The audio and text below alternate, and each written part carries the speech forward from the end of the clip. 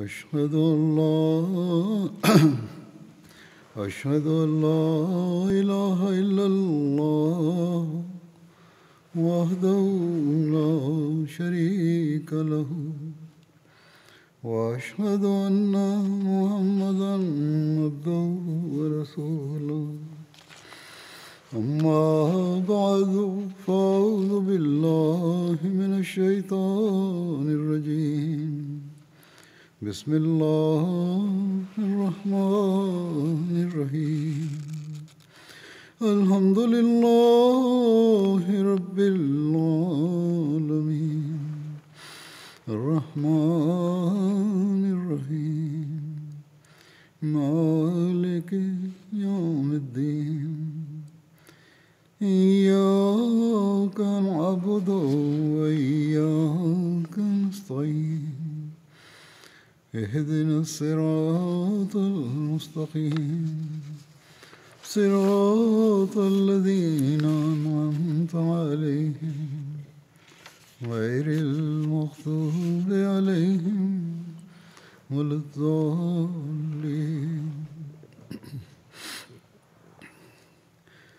अल्लाह ताला का अल्लाह तालांकर अशेष दया ओ कृपा जैसे आमको पवित्र रमजान मासरु अतिक्रम कराई আজি ईद पर्व पालन करने शक्ति ओ सुजोग प्रदान कले किंतु एठारे चिंता करिबा स्थान जे कौन यह ही रमजान मासर उद्देश्य थिला कौन परमेश्वर आमठारु यह चाहूथिले जे आमे 29 किंबा 30 दिन उपवास रखिबा परे ईद पालन करी आनंद उपभोग पूर्वक सुस्वादु व्यंजन पेट पूरा सेवन करिनेबा वास्तव पक्षे अल्लाह तालांकर उद्देश्य को आमे सेतेबेले हासिल करिपारिबा जेतेबेले आमको रमजान रो एही उपवास ओ ईद आमको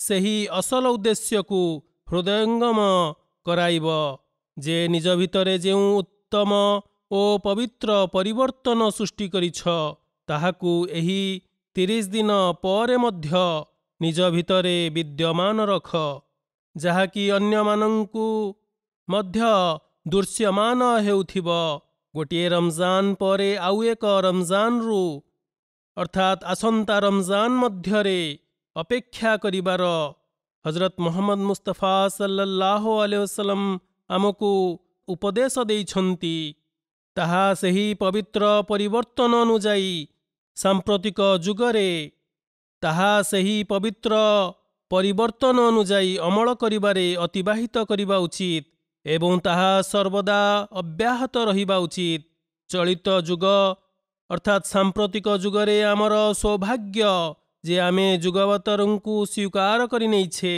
जे आमर एभଳି स्पष्ट रूपे मार्गदर्शन करि देइछन्ति जहाँकि अल्लाह ओ रसूल ही आममानंक पई धार्य करिछन्ति जदि आमे तदनुजाई अमल करू तेबे आमे उपासनार कर्तव्य संपादन करिबा सहित अन्यान्य आदेशवलीर मध्य कर्तव्य संपादनकारी होई परिबा धार्मिक शिक्षा को बुझिबा ओ ताहार गहरत्व को हासलकारी होई परिबा तथा सेथिरु उपकृत होई परिबा हजरत मसीह मऊद अलैहिस्सलाम आमको निजर आविर्भावर उद्देश्य संपर्क रे बुझाई कुहंती मोर आगमनर उद्देश्य दुईटी जेउथिपाई मु प्रेरित गोटिए भक्त को ताहार सृष्टिकर्ता सह जोड़िबा ओ अन्यटी भक्त को भक्तर निकटवर्ती करी सेमानंकु परस्परर कर्तव्य ओ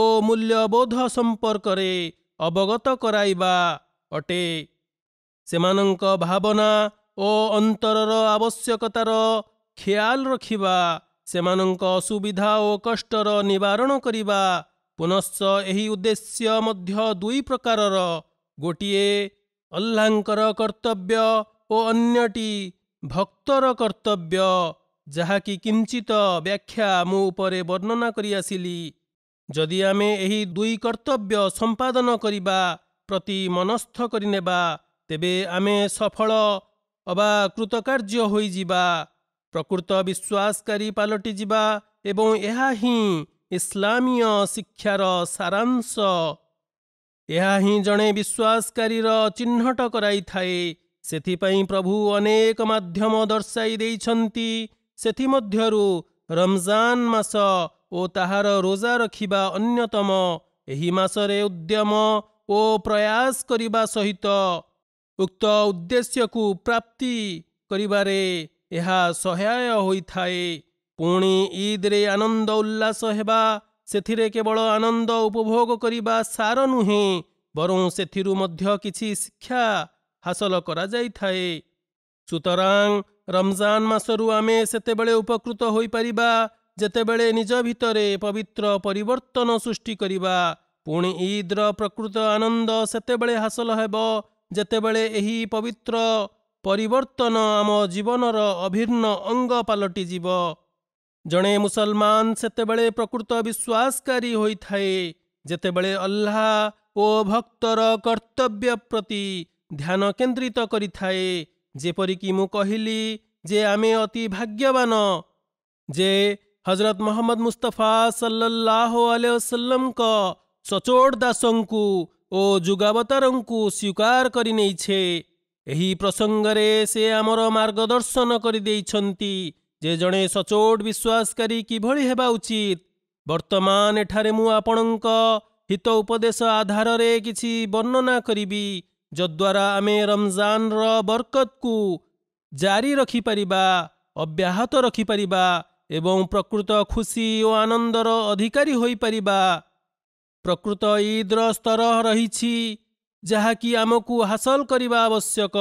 ଆମମାନଙ୍କ ଉପରେ ଅଲ୍ଲାହ ତାଆଲାଙ୍କର କି କର୍ତ୍ତବ୍ୟ ନ୍ୟସ୍ତ ରହିଛି ଏବଂ ଭକ୍ତମାନଙ୍କର ପରସ୍ପର ଉପରେ କି ଦାୟିତ୍ୱ ରହିଛି, ଯଦି ତାହା ଜ୍ଞାତ ହୋଇଯାଏ ଏବଂ ଏହି ଉଦ୍ଦେଶ୍ୟ ସମ୍ପାଦନ ହୋଇଯାଏ, ତେବେ ତାହା ହିଁ ପ୍ରକୃତ ଇଦ୍ର ଅବସର ହେବ। ତତ୍ସହିତ ଆମମାନଙ୍କ ପାଇଁ ଏହି ଭବ ସଂସାର ବୈକୁଣ୍ଠ ପାଲଟିଯିବ। ଯଦିଚ ଆମେ ଅଲ୍ଲାହ ତାଆଲାଙ୍କ ଉପାସନା ଓ ତାଙ୍କୁ ପ୍ରେମ କରୁଥିବାର ଘୋଷଣା କରିଥାଉ, କିନ୍ତୁ ତାହାର ସ୍ତର କ'ଣ ଯାହାକି ହାସଲ କରିବା ଦ୍ୱାରା ପ୍ରଭୁ ମିଳିପାରିବେ, ତାହା ଆମକୁ ଜଣା ନଥାଏ। ଏହି ପରିପ୍ରେକ୍ଷୀରେ ହଜରତ ମସିହ ମଉଦ ଆଲୈହିସ୍ସଲାତୁ ୱସ୍ସଲାମ ଗୋଟିଏ ସ୍ଥାନରେ କୁହନ୍ତି, ପ୍ରଭୁ ପ୍ରଶ୍ନ କରନ୍ତି ଯେ ତାହାଙ୍କ ସହ ପ୍ରେମ କରିବା ଅର୍ଥ କ'ଣ?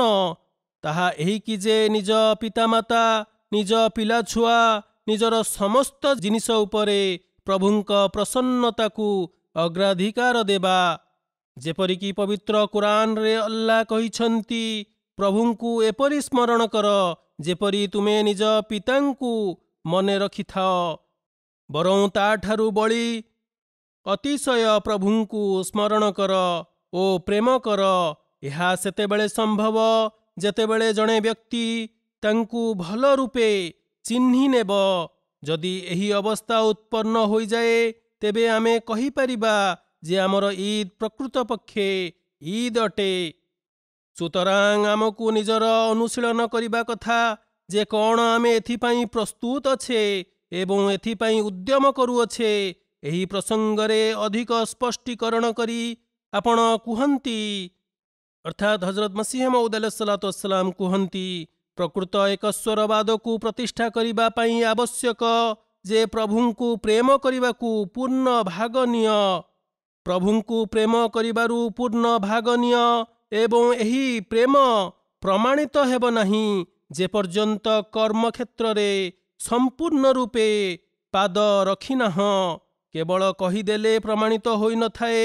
ଯଦି କେହି ମିଶ୍ରି, ମିଷ୍ଟାନ୍ନ, ଚିନି ଆଦିର ନାମ ଜପ କରେ, ତେବେ ତାହାକୁ ମିଠାର ସ୍ୱାଦ କିଭଳି ମିଳିବ, ତାହା ତ କଦାପି ସମ୍ଭବ ନୁହେଁ। ଏହିପରି ଯଦି କେବଳ ମୁଖରୁ ବନ୍ଧୁତାର ଦ୍ୱାହି ଦିଅ, କିନ୍ତୁ ଅସୁବିଧାରେ ପଡ଼ିଲେ ବନ୍ଧୁର ସାହାଯ୍ୟ ନ କର, ତେବେ ସେପରି ବନ୍ଧୁତାର ସାକ୍ଷ୍ୟ ଦେବା କୌଣସି ଅର୍ଥ ନଥାଏ, ବରଂ ତାହାର ବନ୍ଧୁତାର ରଟନା କରିବା ନିରର୍ଥକ ଅଟେ। ସମାନ ଅବସ୍ଥା ପରମେଶ୍ୱରଙ୍କ ଏକସ୍ୱରବାଦର ରଟନା କରି ତାଙ୍କ ସହ ସମ୍ପର୍କର ଭାବ ଓ ପ୍ରୀତିର ଡୋରି ବାନ୍ଧିବାର ରଟନା ମୂଲ୍ୟହୀନ, କାରଣ ଏହି ସମ୍ପର୍କ ମୁହର ରଟନା ପରିବର୍ତ୍ତେ ଅମଳଗତ କ୍ଷେତ୍ରକୁ ଅଧିକ ଆବଶ୍ୟକ କରିଥାଏ। ଆପଣ କୁହନ୍ତି, ମୁହର ଦାବି ତିଳେ ମାତ୍ର ଫଳପ୍ରଦ ହୋଇନଥାଏ, ଯଦିଚ ମୁହଁରୁ ସାକ୍ଷ୍ୟ ଦେବା ଉଚିତ ଏବଂ ଏହା ଜରୁରୀ, କିନ୍ତୁ ମୋର ଉଦ୍ଦେଶ୍ୟ ମୁହର ସାକ୍ଷ୍ୟ ସହିତ ଅମଳଗତ ସାକ୍ଷ୍ୟ ମଧ୍ୟ ଅପରିହାର୍ଯ୍ୟ। ପ୍ରଭୁଙ୍କ ମାର୍ଗରେ ନିଜ ଜୀବନ ଉତ୍ସର୍ଗ କର। ନିଜ ପ୍ରତିଜ୍ଞା ଅର୍ଥାତ୍ ଧର୍ମକୁ ସଂସାର ଉପରେ ଅଗ୍ରାଧିକାର ଦେବାର ନିଜ ଶପଥକୁ ସର୍ବଦା ନିଜ ସମ୍ମୁଖରେ ରଖ। ପୁଣି ଏହା ତ ଜଣେ ସାଧାରଣ ବ୍ୟକ୍ତି ପାଇଁ ଅଟେ, କିନ୍ତୁ ଜଣେ ଉତ୍ସର୍ଗୀ ଯେ ନିଜକୁ ପ୍ରଭୁଙ୍କ ମାର୍ଗରେ ଉତ୍ସର୍ଗ କରିଦେଇଥାଏ, ତାହାକୁ ତ ସର୍ବଦା ଏହି କଥା ସ୍ମରଣ ରଖିବା ଉଚିତ, ପ୍ରତି ମୁହୂର୍ତ୍ତରେ ସ୍ମରଣ ରହିଥିବା ଉଚିତ ଏବଂ ନିଜର ପ୍ରତ୍ୟେକ କାର୍ଯ୍ୟ ପ୍ରଭୁଙ୍କ ଖାତିର କରିବା ଉଚିତ। ଏହା ହିଁ ଇସଲାମର ସାର, ଯେଉଁଥିପାଇଁ ମୁଁ ପ୍ରେରିତ। ସୁତରାଂ ଯେ କେହି ଏହି ନିର୍ଝର ନିକଟକୁ ଆସୁନାହିଁ, ସେ ନିଶ୍ଚିତ ରୂପେ ଜଣେ ହତଭାଗା। ଯଦି କିଛି ହାସଲ କରିବାକୁ ଓ ଉଦ୍ଦେଶ୍ୟ ପ୍ରାପ୍ତି କରିବାକୁ ଇଚ୍ଛୁକ, ତେବେ ଏହି ନିର୍ଝର ନିକଟକୁ ଦୌଡ଼ି ଚାଲି ଆସ ଏବଂ ଏହି ନିର୍ଝର ନିକଟରେ ନିଜ ମୁଖ ରଖିଦିଅ।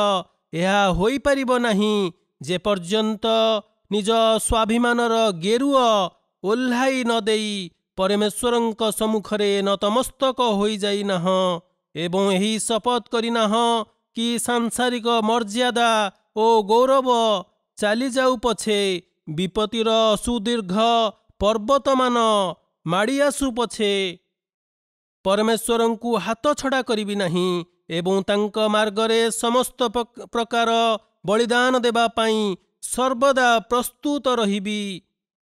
ହଜରତ ଇବ୍ରାହିମ ଆଲୈହିସ୍ସଲାମଙ୍କର ଏହିପରି ନିଷ୍ଠା ଥିଲା ଯେ ସେ ନିଜ ଏକମାତ୍ର ପୁତ୍ର ସନ୍ତାନର ବଳି ଦେବା ପାଇଁ ମଧ୍ୟ ପ୍ରସ୍ତୁତ ହୋଇଗଲେ। ଇସଲାମର ଉଦ୍ଦେଶ୍ୟ ମଧ୍ୟ ଏହିପରି ଅନେକ ଇବ୍ରାହିମ ତିଆରି କରିବା ଅଟେ। ସୁତରାଂ ତୁମମାନଙ୍କ ମଧ୍ୟରୁ ପ୍ରତ୍ୟେକଙ୍କୁ ଜଣେ ଜଣେ ଇବ୍ରାହିମ ପାଲଟିବା ଉଚିତ। ହୁଜୁର ଆଲୈହିସ୍ସଲାମ କୁହନ୍ତି, ଦେଖ, ଓଲି ହୋଇଯାଅ, କିନ୍ତୁ ଓଲିର ପୂଜକ ହୁଅ ନାହିଁ ଏବଂ ଅଲ୍ଲାହଙ୍କ ସହିତ ନିଜ ସମ୍ପର୍କକୁ ସର୍ବୋଚ୍ଚ ସ୍ତରରେ ପହଞ୍ଚାଅ ଏବଂ ନିଜର ଏକ ବ୍ୟକ୍ତିଗତ ସମ୍ପର୍କ ପ୍ରଭୁଙ୍କ ସହ ସ୍ଥାପନ କର। ଯଦିଚ ସେହି ମାର୍ଗ ଅତି ସଂକୀର୍ଣ୍ଣ ଓ ଦୁରୂହ, କିନ୍ତୁ ସେହି ପଥରେ ଅଗ୍ରସର ହେଲେ ତୁମକୁ ଶାନ୍ତି ଓ ଆରାମ ମିଳିବ। କିନ୍ତୁ ଏହା ଜରୁରୀ ଯେ ସେ ଦ୍ୱାରରୁ ପୂର୍ଣ୍ଣ ରୂପେ ହାଲୁକା ହୋଇ ଅତିକ୍ରମ କରିବାକୁ ହେବ, ଅର୍ଥାତ୍ ମାନବିକ ଗର୍ବ, ଅହଙ୍କାର, ସ୍ୱାର୍ଥ ତଥା ଅନ୍ୟାନ୍ୟ ଅପକର୍ମମାନ ବର୍ଜନ ଓ ପରିହାର କରିବାକୁ ହେବ। ସାଂସାରିକ ବସ୍ତ୍ରକୁ ଶରୀରରୁ ଓହ୍ଲାଇ ଫିଙ୍ଗି ଦେବାକୁ ହେବ। ଆମ ଜମାତ ପ୍ରଭୁଙ୍କୁ ପ୍ରସନ୍ନ କରିବାକୁ ଚାହୁଁଛି, ତେଣୁ ଆମମାନଙ୍କ ପାଇଁ ଅନିବାର୍ଯ୍ୟ ଯେ ଆମେ ସେହି କାମନାପୂର୍ଣ୍ଣ ଗେରୁଅକୁ କାଢ଼ି ଫିଙ୍ଗିଦେବା। ତୁମେ ଭଲ ଭାବରେ ମନେ ରଖ, ଯଦି ତୁମ ମଧ୍ୟରେ ବିଶ୍ୱସ୍ତତା ଓ ନିଷ୍ଠାପରତା ନାହିଁ, ତେବେ ତୁମେ ମିଥ୍ୟାବାଦୀ ସାବ୍ୟସ୍ତ ହେବ। ପ୍ରଭୁଙ୍କ ଶରଣେ କଦାପି ସତ୍ୟବାଦୀ ହୋଇପାରିବ ନାହିଁ। ଏପରି ସ୍ଥଳେ ଶତ୍ରୁ ପରିବର୍ତ୍ତେ ତୁମର ପ୍ରଥମେ ବିନାଶ ଘଟିବ। ଦେଖ, ପ୍ରଭୁଙ୍କ ସହ ଛଳନା କରିବା କିମ୍ବା କପଟତା କରିବା ସମ୍ଭବ ନୁହେଁ। ସୁତରାଂ ତୁମମାନଙ୍କ ପାଇଁ ଅନିବାର୍ଯ୍ୟ କି ତୁମେ ପବିତ୍ର, ନିଷ୍ଠା ଓ ସତ୍ୟତା ନିଜ ମଧ୍ୟରେ ଉତ୍ପନ୍ନ କର। ସୁତରାଂ ଆମର ଏହି ପ୍ରେମ ଓ ପ୍ରୀତିଭରା ସମ୍ପର୍କ ହିଁ ଆମର ଧର୍ମକୁ ସଂସାର ଉପରେ ଅଗ୍ରାଧିକାରୀ ଦେବାର ପ୍ରତିଜ୍ଞାକୁ ବଜାୟ ରଖିବ, ଏହାକୁ ସଠିକ ରୂପେ ସମ୍ପାଦନ କରିବାକୁ ସାମର୍ଥ୍ୟ ପ୍ରଦାନ କରିବ। ଯଦି ଏହି ପ୍ରେମଭରା ସମ୍ପର୍କ ସୃଷ୍ଟି ହୋଇନାହିଁ, ତେବେ ଆମର ପ୍ରତିଜ୍ଞା ଛଳନାପୂର୍ଣ୍ଣ ଅଟେ। ଅତଏବ ଆମକୁ ନିଜର ନିରୀକ୍ଷଣ କରିବା ଉଚିତ ଯେ ଆମର ପ୍ରଭୁଙ୍କ ସହ ପ୍ରେମ କେଉଁ ସ୍ତରର। ପ୍ରଭୁଙ୍କ ସହ ପ୍ରକୃତ ପ୍ରୀତି ସମ୍ପର୍କ ହିଁ ପ୍ରକୃତ ଆନନ୍ଦ ପ୍ରଦାନ କରିଥାଏ। ପ୍ରଭୁଙ୍କ ପ୍ରେମ ହାସଲ କରିବା ନିମନ୍ତେ ଜରୁରୀ ଯେ ଆମର ଧ୍ୟାନ, କ୍ଷମାଯାଚନା ଓ ଇସ୍ତିଗଫାର ତଥା ନମାଜ ପ୍ରତି ଢଳି ରହିବା ଉଚିତ। ଏହି ପ୍ରସଙ୍ଗରେ ଆମମାନଙ୍କୁ ଉପଦେଶ ଦେଇ ହଜରତ ମସିହ ମଉଦ ଆଲୈହିସ୍ସଲାତୁ ୱସ୍ସଲାମ କୁହନ୍ତି, କ୍ଷମା ଯାଚନା କରିବା ସହିତ ନିଜ ମୃତ୍ୟୁକୁ ସର୍ବଦା ସ୍ମରଣ ରଖିଥାଅ, କାରଣ ମୃତ୍ୟୁଠାରୁ ବଳି ମଣିଷକୁ ଜାଗ୍ରତ ରଖିବା ଅନ୍ୟ କୌଣସି ଜିନିଷ ନାହିଁ। ଯେତେବେଳେ ମଣିଷ ସଚୋଟ ଓ ନିର୍ମଳ ହୃଦୟର ସହ ପ୍ରଭୁଙ୍କ ନିକଟକୁ ଆନତ ହୁଏ, ସେତେବେଳେ ସେ ମନୁଷ୍ୟ ଉପରେ ନିଜର କୃପା ଅବତୀର୍ଣ୍ଣ କରିଥାନ୍ତି, ଅର୍ଥାତ୍ ପ୍ରଭୁ ନିଜର କୃପା ତାହା ଉପରେ ବର୍ଷଣ କରିଥାନ୍ତି। ଏପରି ସ୍ଥଳେ ସେ ତାହାର ପାପ କ୍ଷମା ଦେଇଥାନ୍ତି ଏବଂ ତାହାର ନୂତନ ହିସାବ ଆରମ୍ଭ ହୋଇଯାଇଥାଏ, ଅର୍ଥାତ୍ ପୂର୍ବ ଅପକର୍ମମାନ ସେ କ୍ଷମା କରିଦେଇଥାନ୍ତି। ଯଦି ମଣିଷର କେହି ଅନିଷ୍ଟ କରେ, ତେବେ ସେ ଜୀବନ ସାରା ତାହା ସହିତ ଶତ୍ରୁତା ଓ ମନରେ ଘୃଣା ପୋଷଣ କରିଥାଏ। ଯଦିଚ ମୁହଁରୁ କ୍ଷମା ଦେଇଥାଏ, କିନ୍ତୁ ସୁଯୋଗ ମିଳିଲେ ସେହି ଶତ୍ରୁତା ଓ ମନର ବିତୃଷ୍ଣା ଭାବ ପରିପ୍ରକାଶ କରିଥାଏ। କିନ୍ତୁ ଦେଖ, ଯଦି ଭକ୍ତ ନିର୍ମଳ ହୃଦୟର ସହ ପ୍ରଭୁଙ୍କ ଶରଣାଗତ ହୁଏ, ନିଜ ଅପକର୍ମର କ୍ଷମା ଯାଚନା କରେ, ସେତେବେଳେ ସେ ତାହାର ଦୋଷ କ୍ଷମା କରିଦେଇଥାନ୍ତି ଏବଂ ତାହା ସହ ଦୟା ପ୍ରଦର୍ଶନ କରିଥାନ୍ତି, ନିଜର କୃପା ପ୍ରଦାନ କରିଥାନ୍ତି। ତେଣୁକରି ତୁମେମାନେ ମଧ୍ୟ ଏବେ ଏହିପରି ହୋଇଯାଅ, ନିଜ ନମାଜକୁ ସୁଚାରୁ ରୂପେ ପାଠ କର, ନିଜ ହୃଦୟରେ ଆତୁର ଭାବ ଓ ପ୍ରଭୁଙ୍କ ଭୟ ଉତ୍ପନ୍ନ କର। ପ୍ରତ୍ୟେକ କାର୍ଯ୍ୟ କରିବା ପୂର୍ବରୁ ଚିନ୍ତା କରି ଦେଖିନିଅ ଯେ ଏଥିରେ ପ୍ରଭୁ ପ୍ରସନ୍ନିତ ହେବେ ଅଥବା ଅତିଷ୍ଠ ହେବେ। ଏହା ଅତି ଗୁରୁତ୍ୱପୂର୍ଣ୍ଣ କଥା। ଦେଖ, ନମାଜ ଅତି ଜରୁରୀ ଜିନିଷ ଏବଂ ମୋମିନ୍ର ମେରାଜ ତଥା ପରମେଶ୍ୱରଙ୍କ ଠାରୁ ଦୁଆ ପ୍ରାର୍ଥନା କରିବାର ସର୍ବୋତ୍କୃଷ୍ଟ ମାଧ୍ୟମ। ନମାଜ ଏଥିପାଇଁ ଧାର୍ଯ୍ୟ କରାଯାଇ ନାହିଁ ଯେ କେବଳ ସାଷ୍ଟାଙ୍ଗ ପଣିପାତ ହେବ ଅଥବା କୁକୁଡ଼ା ପରି ନିଜ ମଥା ମାରିବ, ଯେପରି ସେ ଦାନା ଖାଇବା ବେଳେ ନିଜର ଥୁଣ୍ଟ ମାରିଥାଏ। ଅନେକ ଲୋକ ଏହିପରି ନମାଜ ପାଠ କରିଥାନ୍ତି। ଆଉ କେତେକ ଲୋକ ଥାନ୍ତି ଯେ କାହାକୁ ନମାଜ ପାଠ କରୁଥିବାର ଦେଖି ଅବା କାହାର କହିବା ଦ୍ୱାରା ଅନୁପ୍ରାଣିତ କରିବା ଦ୍ୱାରା ନମାଜ ପ୍ରତି ମନ ବଳାଇଥାନ୍ତି। ସେମାନଙ୍କ ହୃଦୟରେ ଏଥିପ୍ରତି ଉତ୍କଣ୍ଠା ଜାତ ହୋଇନଥାଏ, ଅର୍ଥାତ୍ ସହୃଦୟରୁ ସେମାନେ ନମାଜ ପାଠ କରିନଥାନ୍ତି। ତେବେ ଏପରି ନମାଜ ପଢ଼ିବାର କୌଣସି ମୂଲ୍ୟ ନାହିଁ, ସେଥିରୁ କୌଣସି ଉପକାର ମିଳିନଥାଏ। ଅସଲରେ ତ ନମାଜ ପ୍ରଭୁଙ୍କ ପ୍ରଶଂସା ଗାନ କରି ନିଜ ଦୋଷ ତ୍ରୁଟିର କ୍ଷମା ଯାଚନା କରିବାର ସମଷ୍ଟିକୁ ବୁଝାଏ। ଏହାର ଅର୍ଥ ନୁହେଁ ଯେ ଏହି ଉଦ୍ଦେଶ୍ୟ ଓ ଲକ୍ଷ୍ୟକୁ ସମ୍ମୁଖରେ ରଖି ନମାଜ ପାଠ କରାଯାଏ ନାହିଁ। ଏହି ଦୁଇ ଉଦ୍ଦେଶ୍ୟ ନିଜ ସମ୍ମୁଖରେ ଥିଲେ ହିଁ ତାହା ପ୍ରକୃତ ନମାଜ ହୋଇଥାଏ। ସୁତରାଂ ନମାଜ ବେଶ୍ ସୁସଜ୍ଜିତ ଓ ସୁଚାରୁ ରୂପେ ପାଠ କର। ଯେତେବେଳେ ଏଥିସକାଶେ ଛିଡ଼ା ହୁଅ, ସେତେବେଳେ ପ୍ରଭୁଙ୍କର ପୂର୍ଣ୍ଣ ଆଜ୍ଞାକାରୀ ହୋଇଯାଅ ଏବଂ ଯେତେବେଳେ ନତମସ୍ତକ ହୁଅ, ସେତେବେଳେ ଏହା ସ୍ପଷ୍ଟ ଦୃଶ୍ୟମାନ ହେଉ ଯେ ତୁମ ହୃଦୟ ପ୍ରଭୁଙ୍କ ଶରଣେ ଆନତ ହୋଇଯାଇଛି। ପୁନଶ୍ଚ ଯେତେବେଳେ ମସ୍ତକ ଭୂମିଷ୍ଠ ହୁଏ, ସେତେବେଳେ ହୃଦୟ ପ୍ରଭୁଙ୍କ ଭୟ ଓ ଇହ ପରକାଳ ପାଇଁ ଦୁଆ କରୁ, ଯେପରି ଉଭୟ କାଳରେ ସେ କୃତକାର୍ଯ୍ୟ ହେବ। ସୁତରାଂ ଯଦି ଏପରି ନମାଜ ହାସଲ ହୋଇଯାଏ, ତେବେ ସେହି ଦିନ ହିଁ ଆମର ପ୍ରକୃତ ଇଦ୍ର ଦିନ ହେବ। ଏହି ଦୃଷ୍ଟିକୋଣରୁ ନିଜର ଅନୁଧ୍ୟାନ କର ଯେ କ'ଣ ଏଥିପ୍ରତି ଆମେ ପ୍ରୟାସ କରୁଛେ। ଏହି ରମଜାନରେ ଆମର ଇଦ୍ ପାଳନ କରିବା ଏହି ଶିକ୍ଷା ଦେଉଛି ଯେ ଆମେ ଆସନ୍ତାରେ ଏଭଳି ଅମଳ କରି ପ୍ରଭୁଙ୍କ ପ୍ରୀତିଭାଜନ ଲାଭ କରିବାକୁ ଚେଷ୍ଟା କରିବୁ।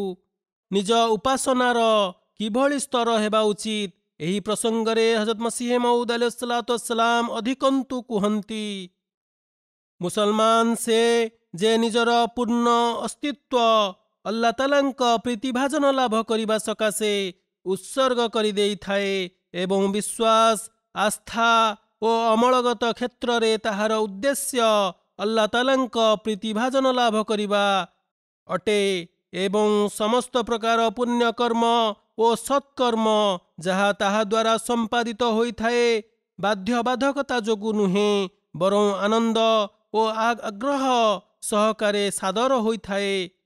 ଆପଣ କୁହନ୍ତି, ଜଣେ ସଚୋଟ ମୁସଲମାନ କେବଳ ଅଲ୍ଲାହଙ୍କୁ ହିଁ ପ୍ରେମ କରିଥାଏ ଏବଂ ସେ ଏହା ସ୍ୱୀକାର କରି ନେଇଥାଏ ଯେ ମୋର ସାଥୀ, ପ୍ରେମୀ ଓ କୃପାଦାତା କେବଳ ସେ ହିଁ ଏବଂ ତାଙ୍କ ସମକ୍ଷରେ ନିଜ ମଥା ରଖିଦେଇଥାଏ।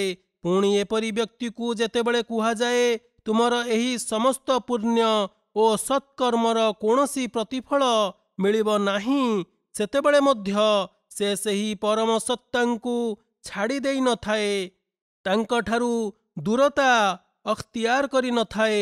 ଏହା ହିଁ ଜଣେ ସଚୋଟ ମୁମିନ୍ର ଚିହ୍ନ, କାରଣ ତାହାର ଉପାସନା ଓ ପ୍ରଭୁଙ୍କ ସହ ସମ୍ପର୍କ ତାହାର ଆଜ୍ଞାକାରୀ ହୋଇ ତାଙ୍କ ମଧ୍ୟରେ ବିଲୀନ ହେବା କୌଣସି ପ୍ରତିଫଳ ଅବା ବୈକୁଣ୍ଠର ସୁଖ ପ୍ରାପ୍ତି କରିବା ନଥାଏ, ବରଂ ସେ ନିଜ ଅସ୍ତିତ୍ୱକୁ ଏହା ମଣିଥାଏ ଯେ ତାହା କେବଳ ଏହି ପରମ ସତ୍ତାଙ୍କୁ ଚିହ୍ନିବା ଓ ତାଙ୍କ ସହ ଯୋଗସୂତ୍ର ସ୍ଥାପନ କରିବା, ତାଙ୍କୁ ପ୍ରେମ କରିବା, ତାଙ୍କ ଆଜ୍ଞାବହତା ହେବା ପାଇଁ ହିଁ ଗଢ଼ାଯାଇଛି। ଏତଦ୍ ବ୍ୟତିରେକେ ଅନ୍ୟ କୌଣସି ଉଦ୍ଦେଶ୍ୟ ନାହିଁ। ବସ୍ତୁତଃ ଯେତେବେଳେ ସେ ପ୍ରଭୁଙ୍କ ପ୍ରଦତ୍ତ ସାମର୍ଥ୍ୟ ଏଥିସକାଶେ ବିନିଯୋଗ କରେ, ସେତେବେଳେ ତାହାକୁ କେବଳ ନିଜର ସୃଷ୍ଟିକର୍ତ୍ତା ହିଁ ଦୃଶ୍ୟମାନ ହୋଇଥାନ୍ତି। ବୈକୁଣ୍ଠ ଅବା ନର୍କ ପ୍ରତି ତାହାର ଧ୍ୟାନ ହିଁ କେନ୍ଦ୍ରିତ ହୋଇନଥାଏ।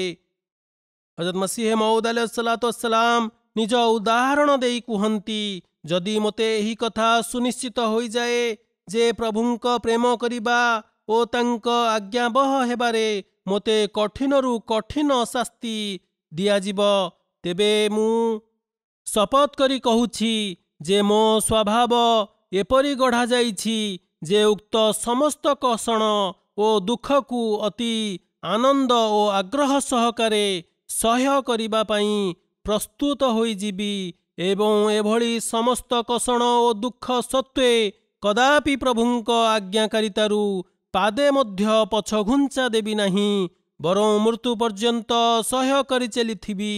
ଯଦି କୌଣସି ରାଜା ଘୋଷଣା କରନ୍ତି ଯେ କୌଣସି ଜନନୀ ନିଜ ସନ୍ତାନକୁ କ୍ଷୀରପାନ କରିବେ ନାହିଁ ଏବଂ ଯେ କେହି ଏପରି କରିବେ ତାହାକୁ ପୁରସ୍କୃତ କରିବେ, ତେବେ କ'ଣ କୌଣସି ମାତା ଏହା ସ୍ୱୀକାର କରିବ ଯେ ପୁରସ୍କାର ଲାଳସାରେ ବା ନିଜ ଲୋଭ ଯୋଗୁଁ ସେ ନିଜ ସନ୍ତାନକୁ ମୃତ୍ୟୁମୁଖକୁ ଠେଲିଦେବ? କଦାପି ନୁହେଁ। ସେହିପରି ଜଣେ ସଚୋଟ ମୁସଲମାନ ପରମେଶ୍ୱରଙ୍କ ଆଦେଶରୁ ବାହାରକୁ ଯିବାରେ ନିଜର ଧ୍ୱଂସ ହେବା ସାର ବୋଲି ମଣିଥାଏ। ଯଦିଚ ଏହି ଅବଜ୍ଞା କରିବାକୁ ତାହା କିଭଳି ପ୍ରଲୋଭନ, ଆରାମ ଓ ସୁବିଧା ଉପଲବ୍ଧ ଯୋଗାଇ ଦେବାର ପ୍ରତିଶ୍ରୁତି ଦିଆ ନଯାଉ। ସୁତରାଂ ସଚୋଟ ମୁସଲମାନ ହେବା ନିମନ୍ତେ ଜରୁରୀ ଯେ ଏହି ସ୍ୱଭାବ ହାସଲ କରାଯାଉ ଯେ ପରମେଶ୍ୱରଙ୍କ ପ୍ରେମ ଓ ଆଜ୍ଞାକାରୀ ହେବା କୌଣସି ପ୍ରକାର ପ୍ରତିଫଳର ଆଶା କିମ୍ବା କାହାର ଭୟରେ ରଖାଯାଇ ନଥିବ, ବରଂ ନିଜର ସ୍ୱଭାବର ବିଶେଷତା ଓ ଅଙ୍ଗ ହୋଇ ପ୍ରେମ କରିଥାଏ ଏବଂ ଏହା ହିଁ ବାସ୍ତବିକ ବୈକୁଣ୍ଠ। କୌଣସି ବ୍ୟକ୍ତି ଏହି ବୈକୁଣ୍ଠରେ ପ୍ରବେଶ କରିନଥାଏ ଯେପର୍ଯ୍ୟନ୍ତ ଏହି ମାର୍ଗକୁ ଆପଣାଇ ନାହିଁ। ତେଣୁ ମୁଁ ତୁମମାନଙ୍କୁ ଯେ ମୋ ସହିତ ଆସି ମିଶିଯାଇଛ ଏହି ମାର୍ଗକୁ ଆପଣାଇବାକୁ ଉପଦେଶ ଦେଉଅଛି। ଅତଏବ ଏହି ବୈକୁଣ୍ଠ ହିଁ ବାସ୍ତବିକ ଇଦ୍ର ଆନନ୍ଦ ଉଲ୍ଲାସ ଯାହାକି ଆମକୁ ହାସଲ କରିବାର ଅଛି। ବସ୍ତୁତଃ ଆମକୁ ନିଜ ଅନୁଶୀଳନ କରିବା ଉଚିତ ଯେ ଆମେ ଏ ରକମର ଇଦ୍ ପାଳନ କରିବା ପାଇଁ ପ୍ରସ୍ତୁତ ଅଛେ ତ ଏବଂ ଏହି ବୈକୁଣ୍ଠକୁ ହାସଲ କରିବା ପାଇଁ ପ୍ରୟାସ କରୁଅଛେ ତ।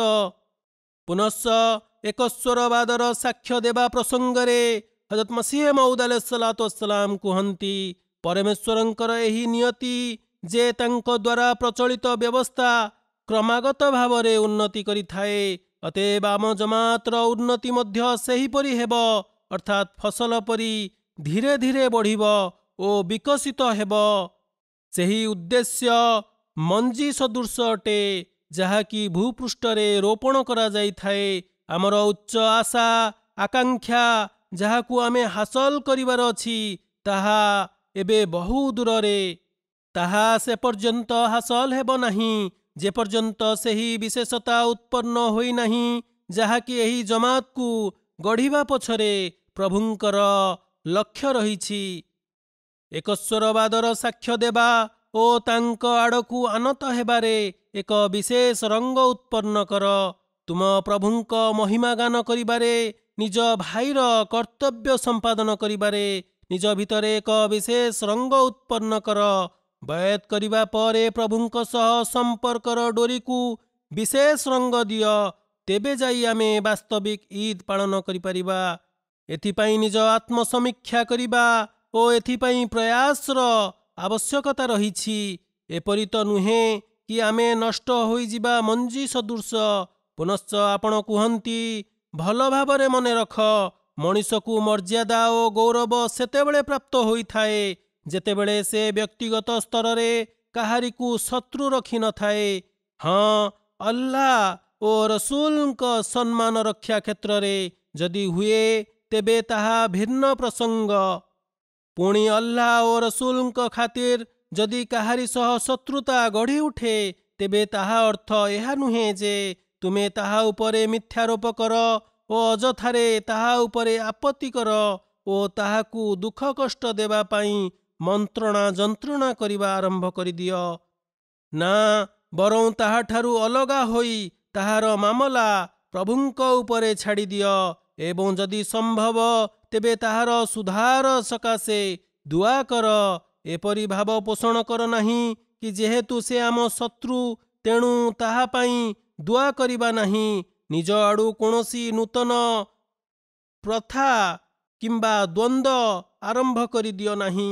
ସୁତରାଂ ଯଦି ସ୍ୱାଭିମାନ ପ୍ରଦର୍ଶନ କରିବାର ଅଛି ତେବେ ପ୍ରଭୁଙ୍କ ପାଇଁ, ତାଙ୍କ ରସୁଲଙ୍କ ପାଇଁ ଦେଖାଅ, କିନ୍ତୁ ଏଥିରେ ମଧ୍ୟ ଉତ୍ତମ ଚରିତ୍ର ଓ ସୀମା ମଧ୍ୟରେ ବର୍ଦ୍ଧିତ ରହି କାର୍ଯ୍ୟ କରିବା ଉଚିତ, ଯାହାକି ପ୍ରଭୁ ଓ ତାଙ୍କ ରସୁଲ ଜଣେ ସଚୋଟ ମୋମିନ ପାଇଁ ନିର୍ଦ୍ଧାରଣ କରିଛନ୍ତି। ପ୍ରଭୁଙ୍କ ସହ ସମ୍ପର୍କ ସ୍ଥାପନ କରିବାର କର୍ତ୍ତବ୍ୟ ସମ୍ପାଦନ କରିବା ସହିତ ଅଲ୍ଲାହଙ୍କର ଧର୍ମଗ୍ରନ୍ଥର ଅଧ୍ୟୟନ କରିବା, ତାହାକୁ ବୁଝିବା, ତଦନୁଯାୟୀ ଅମଳ କରିବା ମଧ୍ୟ ଜଣେ ସଚୋଟ ମୋମିନ ରୂପେ ଗଢ଼ି ତୋଳିଥାଏ। କାରଣ ପବିତ୍ର ଧର୍ମଗ୍ରନ୍ଥର ଆଦେଶବଳୀ ଆମର ସଠିକ ମାର୍ଗଦର୍ଶନ କରିଥାଏ। ଅତଏବ ବିଶ୍ୱାସ ଓ ଆସ୍ଥାରେ ଉନ୍ନତି କରିବା ପାଇଁ ଉପାସନା କରିବା ସହିତ ପବିତ୍ର କୁରାନ ପାଠ କରିବା ଓ ତାହାକୁ ବୁଝିବା ତଥା ଅମଳ କରିବା ମଧ୍ୟ ଜରୁରୀ। ହଜରତ ମସିହ ମଉଦ ଆଲୈହିସ୍ସଲାମ କୁହନ୍ତି, ପବିତ୍ର କୁରାନ ପାଠ କର ଏବଂ ପ୍ରଭୁଙ୍କ ନିକଟରୁ ନିରାଶ ହୁଅ ନାହିଁ, କାରଣ ମୋମିନ କଦାପି ପ୍ରଭୁଙ୍କ ଶରଣରୁ ହତୋତ୍ସାହିତ ହୋଇନଥାଏ, ନିରାଶ ହୋଇନଥାଏ। ଏହା ଅମାନ୍ୟକାରୀର ସ୍ୱଭାବ ଯେ ସେ ପ୍ରଭୁଙ୍କ ଶରଣରୁ ହତୋତ୍ସାହିତ ହୋଇଥାଏ। ଆମର ପରମେଶ୍ୱର ତ ପରାକ୍ରମୀ, ତତଜ୍ଞ, ସର୍ବଶକ୍ତିମାନ। ସୁତରାଂ ଅଲ୍ଲାହଙ୍କ ଧର୍ମଗ୍ରନ୍ଥର ଅଧ୍ୟୟନ କରିବା ତଥା ନମାଜ ସୁଚାରୁ ରୂପେ ପାଠ କରିବା, ତାହାର ଭାବାର୍ଥକୁ ବୁଝିବା, ନିଜ ଭାଷାରେ ଦୁଆ କରିବା, ତାହାକୁ କୌଣସି ମାମୁଲି ପୁସ୍ତକ ମଣିବା ନାହିଁ ଏବଂ ଏପରି ନମାଜ ପାଠ କର ଯେପରି ହୁଜୁର ସଲ୍ଲଲ୍ଲାହୁ ଆଲୈହି ୱସଲ୍ଲମ ପାଠ କରୁଥିଲେ, ବରଂ ନିଜ ଆବଶ୍ୟକତା ନିଜ ଭାଷାରେ ପ୍ରଭୁଙ୍କ ଠାରୁ ମାଗ। ଏତଦ୍ୱାରା କଦାପି ନମାଜ ଖରାପ ହୋଇନଥାଏ। ଅନେକ ଲୋକ ମଣିଥାନ୍ତି ଯେ ନିଜ ଭାଷାରେ ଦୁଆ କଲେ ତାହା ସ୍ୱୀକାର ହୋଇନଥାଏ। ଆଜିକାଲି ଲୋକମାନେ ନମାଜକୁ ବିଗାଡ଼ି ଦେଇଛନ୍ତି, ବରଂ ସେମାନେ ତ କୁକୁଡ଼ା ପରି ନିଜ ମସ୍ତକ ଭୂମିରେ ମାରିଥାନ୍ତି, ପୁଣି ଦୁଆ ପାଇଁ ଅପେକ୍ଷା କରି ବସିଥାନ୍ତି, ଯେତେବେଳେ କି ନମାଜର ଅସଲ ସାରତତ୍ତ୍ୱ ଦୁଆ ଅଟେ। କିନ୍ତୁ ଏମାନେ ନମାଜ ଶେଷ କରିବା ପରେ ଦୀର୍ଘ ସମୟ ପର୍ଯ୍ୟନ୍ତ ଦୁଆ କରିବାରେ ଅତିବାହିତ କରିଥାନ୍ତି। ଏହା ତ ଏପରି କଥା ଯେମିତି ଜଣେ ବ୍ୟକ୍ତି ରାଜାଙ୍କ ଦରବାରକୁ ଯାଇ ସେଠାରେ ନିଜ ଆବଶ୍ୟକତା ଗୁହାରି କରିବା ପରିବର୍ତ୍ତେ ଯେତେବେଳେ ଦରବାରରୁ ବାହାରକୁ ଚାଲିଆସେ ସେତେବେଳେ ନିଜର ନିବେଦନର ପସରା ଖୋଲିଥାଏ କି ମୋର ଅମକ ଦରକାର, ଅମକ ଆବଶ୍ୟକତା ରହିଛି, ତେବେ ସେଥିରେ କ'ଣ ମିଳିବ? କାରଣ ମାଗିବା ଓ ଆବଶ୍ୟକତାର ପୁଟୁଳି ସେତେବେଳେ ଖୋଲିବା ଦରକାର ଥିଲା ଯେତେବେଳେ ସେ ରାଜାଙ୍କ ସମ୍ମୁଖରେ ଉପସ୍ଥିତ ଥିଲା। ଏହିପରି ସେହି ଲୋକମାନଙ୍କ ଅବସ୍ଥା ଯେ ନମାଜରେ ବିନମ୍ରତା ସହକାରେ ଦୁଆ ଭିକ୍ଷା କରିବା ପରିବର୍ତ୍ତେ ନମାଜରୁ ସଲାମ ଫେରିବା ପରେ ଦୁଆ କରିବା ଆରମ୍ଭ କରିଦେଇଥାନ୍ତି। ତେଣୁ ତୁମେ ସେମାନଙ୍କ ପରି ହୁଅ ନାହିଁ, ବରଂ ନମାଜରେ ହିଁ ବିନମ୍ରତାର ସହକାରେ ଦୁଆ କର। ସୁତରାଂ ଏପରି ନମାଜ ଓ ପବିତ୍ର କୁରାନର ବିଶ୍ଳେଷଣ କରିବା ଆମମାନଙ୍କ ପାଇଁ ବାସ୍ତବିକ ଇଦ୍ ଓ ଚିର ଖୁସି ପ୍ରଦାନକାରୀ ସାବ୍ୟସ୍ତ ହେବ। କ'ଣ ଆମେ ଏହି ରମଜାନ ଏପରି ଇଦ୍ ହାସଲ କରିବାର ଶପଥ ନେଇଛେ? ଯଦି ନୁହେଁ, ତେବେ ଆଜି ଆମକୁ ଏହି ଶପଥ ନେବା ଉଚିତ ଯେ ଆମେ ନିଜ ନମାଜ ସୁଚାରୁ ରୂପେ ପାଠ କରିବା ସହିତ କୁରାନ ମଧ୍ୟ ଗଭୀର ଅଧ୍ୟୟନ କରିବା, ସେଥିରେ ମନନ କରିବା ଏବଂ ନିଜ ଇଦ୍ର ଆନନ୍ଦ ଉଲ୍ଲାସକୁ ସଦାସର୍ବଦା ପାଇଁ ବଜାୟ ରଖିବା। କୁରାନ ପାଠ କରିବା ସହିତ ହଦିସକୁ ମଧ୍ୟ ଅଗ୍ରଣୀ ଦେବା ପ୍ରସଙ୍ଗରେ ହଜରତ ମସିହ ମଉଦ ଆଲୈହିସ୍ସଲାମ କୁହନ୍ତି, ହେ ମୋର ପ୍ରିୟ ଜମାତ, ସୁନିଶ୍ଚିତ ହୋଇଯାଅ ଯେ ଏହା ଶେଷ ଯୁଗ ଏବଂ ଚଳିତ ଯୁଗରେ ଏକ ସ୍ପଷ୍ଟ ଜାଗରଣ, ଏକ କ୍ରାନ୍ତିର ସୂତ୍ରପାତ ହୋଇଛି। ସୁତରାଂ ନିଜ ଜୀବନ ସହ ଛଳନା କର ନାହିଁ ଏବଂ ଖୁବ୍ ଶୀଘ୍ର ପୂର୍ଣ୍ଣ ସତ୍ୟବାଦୀ ହୋଇଯାଅ। ପବିତ୍ର କୁରାନକୁ ନିଜର ମାର୍ଗଦର୍ଶକ ମଣ। ପ୍ରତ୍ୟେକ କ୍ଷେତ୍ରରେ ସେଥିରୁ ଆଲୋକ ହାସଲ କର ଏବଂ ହଦିସକୁ ମଧ୍ୟ ରଦ୍ଦି ପରି ଫିଙ୍ଗି ଦିଅ ନାହିଁ। ଜାଣି ରଖ, ପ୍ରତ୍ୟେକ ହଦିସ ରଦ୍ଦ କିମ୍ବା ଖାରଜ କରିବା ଯୋଗ୍ୟ ନୁହେଁ। କଠିନ ଅଧ୍ୟବସାୟ ଓ ପରିଶ୍ରମ ଦ୍ୱାରା ସେଗୁଡ଼ିକୁ ଏକତ୍ରିତ କରାଯାଇଛି। କିନ୍ତୁ ଯଦି କୁରାନର ଆଦେଶ ବିପରୀତ କୌଣସି ହଦିସ ମିଳେ, ତେବେ ତାହାକୁ ପ୍ରତ୍ୟାଖ୍ୟାନ କରିବାରେ କୌଣସି ଅସୁବିଧା ନାହିଁ ଏବଂ ବିଭ୍ରାନ୍ତରେ ପଡ଼ ନାହିଁ। ପବିତ୍ର କୁରାନକୁ ମଧ୍ୟ ବେଶ ହିଫାଜତର ସହିତ ପ୍ରଭୁ ତୁମ ନିକଟରେ ପହଞ୍ଚାଇଛନ୍ତି। ସୁତରାଂ ତୁମେ ଏହି ପବିତ୍ର ଗ୍ରନ୍ଥ ପ୍ରତି ସମ୍ମାନ ପ୍ରଦର୍ଶନ କର, ତାହା ଉପରେ କାହାରିକୁ ଅଗ୍ରାଧିକାର ଦିଅ ନାହିଁ। ସମସ୍ତ ପ୍ରକାର ସତ୍ୟ ସତ୍ମାର୍ଗ ଏହିଥିରେ ହିଁ ଅନ୍ତର୍ନିହିତ। ପୁନଶ୍ଚ ପବିତ୍ର କୁରାନର ଗୁରୁତ୍ୱପୂର୍ଣ୍ଣତା ବ୍ୟାଖ୍ୟା କରି ହଜରତ ମସିହ ମଉଦ ଆଲୈହିସ୍ସଲାମ କୁହନ୍ତି, ଯଦି ଆମ ନିକଟରେ ପବିତ୍ର ଧର୍ମଗ୍ରନ୍ଥ ନଥାନ୍ତା ଏବଂ କେବଳ ହଦିସ ଉପରେ ଆସ୍ଥା ଓ ବିଶ୍ୱାସ ରହିଥାନ୍ତା, ତାହା ଉପରେ ନିର୍ଭର କରିଥାନ୍ତେ, ତେବେ ଆମେ ଅନ୍ୟ ଧର୍ମାବଲମ୍ବୀଙ୍କ ସମ୍ମୁଖରେ ମୁହଁ ଦେଖାଇ ପାରିନଥାନ୍ତେ। ମୁଁ ପବିତ୍ର କୁରାନର ଶବ୍ଦ ଉପରେ ଗଭୀର ଅନୁଧ୍ୟାନ କରିବାରୁ ମୋ ଅନ୍ତରରେ ଏହି ରହସ୍ୟ ଉନ୍ମୋଚିତ ହେଲା ଯେ ଏହି ପବିତ୍ର ଶବ୍ଦ କୁରାନ ହିଁ ଗୋଟିଏ ସୁଦୃଢ଼ ଭବିଷ୍ୟତବାଣୀ ଏବଂ ତାହା ଏକ ପଢ଼ିବା ଯୋଗ୍ୟ ପୁସ୍ତକ। ବର୍ତ୍ତମାନ ଇସଲାମର ମର୍ଯ୍ୟାଦା ରକ୍ଷା କରିବା ଓ ସମସ୍ତ ପ୍ରକାର ସନ୍ଦେହ ଦୂର କରିବା ପାଇଁ ଏହା ପାଠ କରିବା ଉଚିତ ଏବଂ ଅନ୍ୟ ପୁସ୍ତକମାନ ବର୍ଜନ କରିବା ଯୋଗ୍ୟ। ଫୁରକାନର ଅର୍ଥ ମଧ୍ୟ ଏହା ହିଁ ଅଟେ। ଏହା ହିଁ ସତ୍ୟ ଓ ଅସତ୍ୟ ମଧ୍ୟରେ ପାର୍ଥକ୍ୟ କରିଥାଏ। କୌଣସି ହଦିସ କିମ୍ବା ଧର୍ମ ପୁସ୍ତକ ଏହି ପାହ୍ୟାର କିମ୍ବା ଏହା ସମତୁଲ୍ୟ ନୁହେଁ। ତେଣୁ ବର୍ତ୍ତମାନ ସମସ୍ତ ପୁସ୍ତକ ଛାଡ଼ି କେବଳ ଏହି ଧର୍ମ ପୁସ୍ତକର ଅଧ୍ୟୟନ କର। ବଡ଼ ବିଶ୍ୱାସୀ ସେ ଯେ କୁରାନ ପ୍ରତି ମନ ବଳାଏ ନାହିଁ, ବରଂ ଅନ୍ୟ ପୁସ୍ତକ ପ୍ରତି ଦିବାରାତ୍ର ମନନ କରିଥାଏ। ଆମ ଜମାତକୁ ଆବଶ୍ୟକ ଯେ ପବିତ୍ର କୁରାନ ପ୍ରତି ବିଶେଷ ରୁଚି ଓ ମନୋଯୋଗ କରିବାରେ ନିମଜ୍ଜିତ ରୁହନ୍ତୁ ଏବଂ ହଦିସ ପ୍ରତି ରୁଚି ରଖିବା ପରିହାର କରନ୍ତୁ। ଦେଖ, ପବିତ୍ର କୁରାନ ପ୍ରତି ଯେଭଳି ରୁଚି ରଖିବା ଉଚିତ ସେହିପରି ରଖାଯାଉ ନାହିଁ ଯେପରି ହଦିସ ପ୍ରତି ରହିଛି। ଏହି ନିର୍ଦ୍ଦେଶାବଳୀ ପ୍ରତି ବିଶେଷ ରୁଚି ଉତ୍ପନ୍ନ କର ନିଜ ଭିତରେ। ବର୍ତ୍ତମାନ ପବିତ୍ର କୁରାନର ଅସ୍ତ୍ରକୁ ନିଜ ହସ୍ତରେ ବହନ କରିନିଅ। ଏହି ପ୍ରକାଶ ନିକଟରେ କୌଣସି ପ୍ରକାର ଅନ୍ଧକାର ବାକି ରହିନଥାଏ। ଏହିପରି ହଜୁର ଆଲୈହିସ୍ସଲାମ ମଧ୍ୟ ଏକାକୀ। ଏହିପରି ହଜରତ ମସିହ ମଉଦ ଆଲୈହିସ୍ସଲାମ ହୁଜୁର ସଲ୍ଲଲ୍ଲାହୁ ଆଲୈହି वसल्लमଙ୍କର ଏକ ହଦିସ ବର୍ଣ୍ଣନା କରି କହନ୍ତି, ହଜରତ ମୁହମ୍ମଦ ମୁସ୍ତଫା ସଲ୍ଲଲ୍ଲାହୁ ଆଲୈହି वसल्लम ଏକଦା କହିଲେ ଯେ ଯେଉଁ ବ୍ୟକ୍ତି ପବିତ୍ର କୁରାନର କିଛି ଅଂଶ କଣ୍ଠସ୍ଥ କରିନାହିଁ, ସେ ଏକ ଜରାଶୂନ୍ୟ ଘର ପରି। ଆପଣ ଆହୁରି କହିଲେ, ପବିତ୍ର କୁରାନକୁ ପାଠ କରିବାରେ ଶୀଘ୍ରତା ଅବଲମ୍ବନ କର ନାହିଁ, ବରଂ ଧୀରେ ଧୀରେ ଆସ୍ତେ ଆସ୍ତେ ତାହାର ମନନ କର, ଅଧ୍ୟୟନ କର।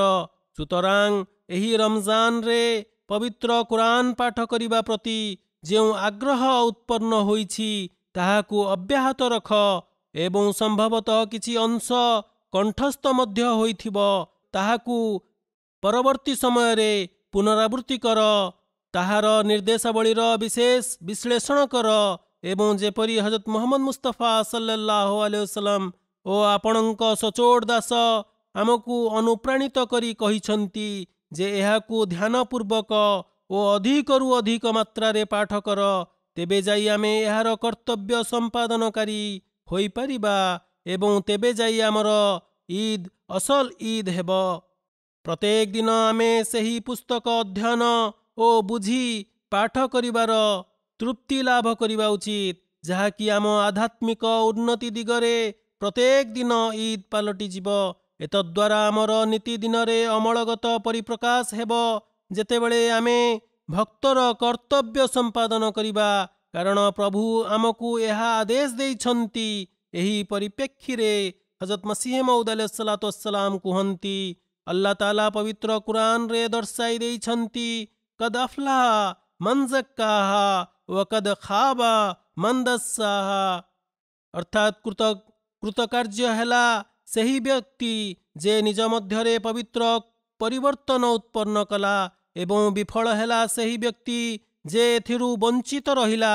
ବର୍ତ୍ତମାନ ତୁମକୁ ଚିନ୍ତା କରିବା ଉଚିତ ଯେ ନିଜ ଅନ୍ତରାତ୍ମାକୁ ପବିତ୍ର କରିବା କାହିଁକି ଜରୁରୀ ଓ ଏହା କାହାକୁ କହନ୍ତି। ସ୍ମରଣ ରଖ ଭକ୍ତର କର୍ତ୍ତବ୍ୟ ସମ୍ପାଦନ ପ୍ରତି ସदैव ପ୍ରସ୍ତୁତ ରୁହ, ଯେପରି ପ୍ରଭୁଙ୍କ ଅସ୍ତିତ୍ୱର ନିଜ ମୁଖରୁ ସାକ୍ଷ୍ୟ ଦେଉଛ ଓ ତାଙ୍କ ଗୁଣାବଳୀ ଓ ତାଙ୍କୁ ଏକ ଓ ଅବିନଶ୍ୱର ବୋଲି ଜାଣୁଛ। ସେହିପରି ଅମଳ କ୍ଷେତ୍ରରେ ପ୍ରତିପାଦନ କର, ତାଙ୍କ ସୃଷ୍ଟି ସହ ମଧ୍ୟ ନମ୍ର ଓ ଭଦ୍ରତାର ଆଚରଣ ପ୍ରଦର୍ଶନ କର। ନିଜ ଭାଇମାନଙ୍କ ସହ କୌଣସି ପ୍ରକାର ଘୃଣା କିମ୍ବା ବିତୃଷ୍ଣା ଭାବ ରଖିବା ଉଚିତ ନୁହେଁ। ଅନ୍ୟର ଖରାପ ଚିନ୍ତା କରିବାରୁ ପୂର୍ଣ୍ଣ ରୂପେ ନିବୃତ୍ତ ରୁହ। ପ୍ରଭୁଙ୍କ ସହିତ ଏପରି ଭାବ ଓ ମଗ୍ନ ହୋଇଯାଅ ଯେପରି ତୁମେ ପୂର୍ଣ୍ଣ ରୂପେ ତାଙ୍କରି ଅଟ। ଯେପରି ନିଜ ମୁଖରୁ ସାକ୍ଷ୍ୟ ଦେଉଛ ସେହିପରି ଅମଳରେ ମଧ୍ୟ କରି ଦେଖାଅ। ବର୍ତ୍ତମାନ ସୁଦ୍ଧା ତ ତୁମେ ଭକ୍ତର କର୍ତ୍ତବ୍ୟ ହିଁ ସଠିକ ରୂପେ ସମ୍ପାଦନ କରିପାରିନାହଁ। ଅନେକ ଏପରି ବ୍ୟକ୍ତି ଅଛନ୍ତି ଯେ ପାରସ୍ପରିକ ମତପାର୍ଥକ୍ୟ ଓ ଶତ୍ରୁତା ତଥା ନିଜଠାରୁ ଦୁର୍ବଳ ଓ ଗରିବ ବ୍ୟକ୍ତିକୁ ହୀନ ଦୃଷ୍ଟିରେ ଦେଖିଥାନ୍ତି ଏବଂ ସେମାନଙ୍କ ସହ ଅସଦାଚରଣ କରିଥାନ୍ତି, ପରସ୍ପରର ଚୁଗୁଲି କରିଥାନ୍ତି। ଯେତେବେଳେ କି ଚୁଗୁଲି କରିବା ପାପ ଅଟେ। ଦେଖ, ପ୍ରଭୁ କୁହନ୍ତି, ତୁମେ ପରସ୍ପର ସହ ଏପରି ହୋଇଯାଅ ଯେମିତି ତୁମେ ପୃଥକ ନୁହେଁ ବରଂ ଗୋଟିଏ ଶରୀର, ଗୋଟିଏ ପିଣ୍ଡ। ଯେତେବେଳେ ତୁମେ ଏପରି ପାଲଟିଯିବ ସେତେବେଳେ କହିପାରିବ ଯେ ତୁମେ ନିଜର ଶୁଦ୍ଧିକରଣ କରିନେଇଛ, କାରଣ ଯେତେବେଳେ ତୁମର ପାରସ୍ପରିକ ମାମଲା ହିଁ ସ୍ୱଚ୍ଛ ନାହିଁ ସେତେବେଳେ ପ୍ରଭୁଙ୍କ ସହ ମାମଲା କିଭଳି ସ୍ୱଚ୍ଛ ଓ ନିର୍ମଳ ହୋଇପାରିବ। ଯଦିଚ ଏହି ଦୁଇ କିସମର ଅଧିକାରରେ ସବୁଠାରୁ ଅଧିକ ପ୍ରଭୁଙ୍କର କର୍ତ୍ତବ୍ୟ ସମ୍ପାଦନ କରିବା ଅଟେ, କିନ୍ତୁ ତାଙ୍କ ସୃଷ୍ଟି ସହ ସଦ୍ବ୍ୟବହାର କରିବା ଗୋଟିଏ ଦର୍ପଣ ସଦୃଶ। ଯେଉଁ ବ୍ୟକ୍ତି ନିଜ ଭାଇ ସହ ସଫା ମାମଲା ପ୍ରଦର୍ଶନ କରେ ନାହିଁ, ସେ ପ୍ରଭୁଙ୍କ କର୍ତ୍ତବ୍ୟ ମଧ୍ୟ କଦାପି ସଠିକ ରୂପେ ସମ୍ପାଦନ କରିପାରିବ ନାହିଁ। ସୁତରାଂ ଯେତେବେଳେ ଆମେ ହଜରତ ମସିହ ମଉଦ ଆଲୈହିସ୍ସଲାତୁ ୱସ୍ସଲାମଙ୍କ ଏହି ଅଭିଳାଷ ମୁତାବକ ନିଜକୁ ଗଢ଼ି ତୋଳିବା, ତେବେ ତାହା ହିଁ ଆମର ପ୍ରକୃତ ଆନନ୍ଦ ଉଲ୍ଲାସର ଦିନ ହେବ। ଏହି ଦୃଷ୍ଟିକୋଣରୁ ଆମକୁ ନିଜର ସମୀକ୍ଷା କରିବା ଉଚିତ ଯେ ଆମେ ନିଜ ଭାଇମାନଙ୍କର କିଭଳି କର୍ତ୍ତବ୍ୟ ସମ୍ପାଦନ କରୁଅଛେ ଅଥବା ନିଜ ପ୍ରତିଜ୍ଞା ପୂରଣ କରିବା ପ୍ରତି ଯତ୍ନବାନ ଅଛେ। ସୂରେ ଫାତିହାରେ ସର୍ବପ୍ରଥମେ ପ୍ରଭୁଙ୍କର ବୈଶିଷ୍ଟ୍ୟ ରବ୍ବୁଲ ଆଲମିନ ବୟାନ କରାଯାଇଛି, ଯାହା ଅନ୍ତର୍ଗତ ସମସ୍ତ ସୃଷ୍ଟଜ ଅଟନ୍ତି। एहीपरि जणे मोमिनर सहानुभूतिर क्षेत्र समस्तଙ୍କ ପାଇଁ ଏପରି ବିସ୍ତୃତ ହେବା ଉଚିତ ଯେ ସମସ୍ତ ପ୍ରାଣୀ ଜଗତ ତାହା ପରିଧି ମଧ୍ୟରେ ଆସିଯିବେ। ଦ୍ୱିତୀୟ ବୈଶିଷ୍ଟ୍ୟ ରହମାନ ଦର୍ଶାଯାଇଛି, ଯେଉଁଥିରୁ ଆମକୁ ଶିକ୍ଷା ମିଳୁଅଛି ଯେ ସମସ୍ତ ଜୀବଜଗତ ପ୍ରତି ସହାନୁଭୂତି ପ୍ରଦର୍ଶନ କରିବା ଉଚିତ। ପୁନଶ୍ଚ ରହିମର ବୈଶିଷ୍ଟ୍ୟରେ ନିଜ ଶ୍ରେଣୀର ସୃଷ୍ଟି ସହ ସହାନୁଭୂତି ପ୍ରଦର୍ଶନ କରିବାର ଶିକ୍ଷା ଦିଆଯାଇଛି। ଅତଏବ ସୂରେ ଫାତିହାରେ ଆଲ୍ଲାହ ତାଆଲାଙ୍କ ସୁଗୁଣ ବର୍ଣ୍ଣନା କରିବାକୁ ଯାଇ ନିଜ ଚରିତ୍ରର ନକ୍ସା ଟଣାଯାଇଛି। ତେଣୁ ଯଦି ଜଣେ ବ୍ୟକ୍ତିର ଅବସ୍ଥା ସ୍ୱଚ୍ଛଳ ରହିଛି, ତେବେ ତାହାକୁ ନିଜ ଶ୍ରେଣୀର ସୃଷ୍ଟି ସହିତ ସମସ୍ତ ପ୍ରକାର ସହାନୁଭୂତି ପ୍ରଦର୍ଶନ କରିବା ଉଚିତ। ଯେ ତାହାର ବନ୍ଧୁବାନ୍ଧବ ଅବା ପରିଜନ ଅଟନ୍ତି ଅଥବା ସେ ଯେ କେହି ହେଉନା କାହିଁକି ତାହା ସହ ଅନାସକ୍ତ ଭାବ ପ୍ରଦର୍ଶନ ନ କରୁ, ବରଂ ସେମାନଙ୍କ କର୍ତ୍ତବ୍ୟ ସମ୍ପାଦନ କରିବା ପ୍ରତି ପାଦ ବଢ଼ାଇବା ଉଚିତ, ଯାହାକି ତାହା ଉପରେ ନ୍ୟସ୍ତ ରହିଛି। ସୁତରାଂ ନମାଜରେ ଆମେ ଯେତେଥର ସୂରେ ଫାତିହାର ଆବୃତ୍ତି କରିଥାଉ, ସେତେଥର ଆମକୁ ଭକ୍ତର କର୍ତ୍ତବ୍ୟ ସମ୍ପାଦନ କରିବା ପ୍ରତି ଧ୍ୟାନ କେନ୍ଦ୍ରିତ ହୋଇଥାଏ। ତେବେ ଯାଇ ଆମେ ଆଲ୍ଲାହଙ୍କ କର୍ତ୍ତବ୍ୟ ସମ୍ପାଦନ କରିବା ସହିତ ଭକ୍ତର କର୍ତ୍ତବ୍ୟ ସମ୍ପାଦନ କରିପାରିବା ଏବଂ ତେବେ ଯାଇ ଆମେ ପ୍ରକୃତ ଇଦ୍ ଲାଭ କରିପାରିବା।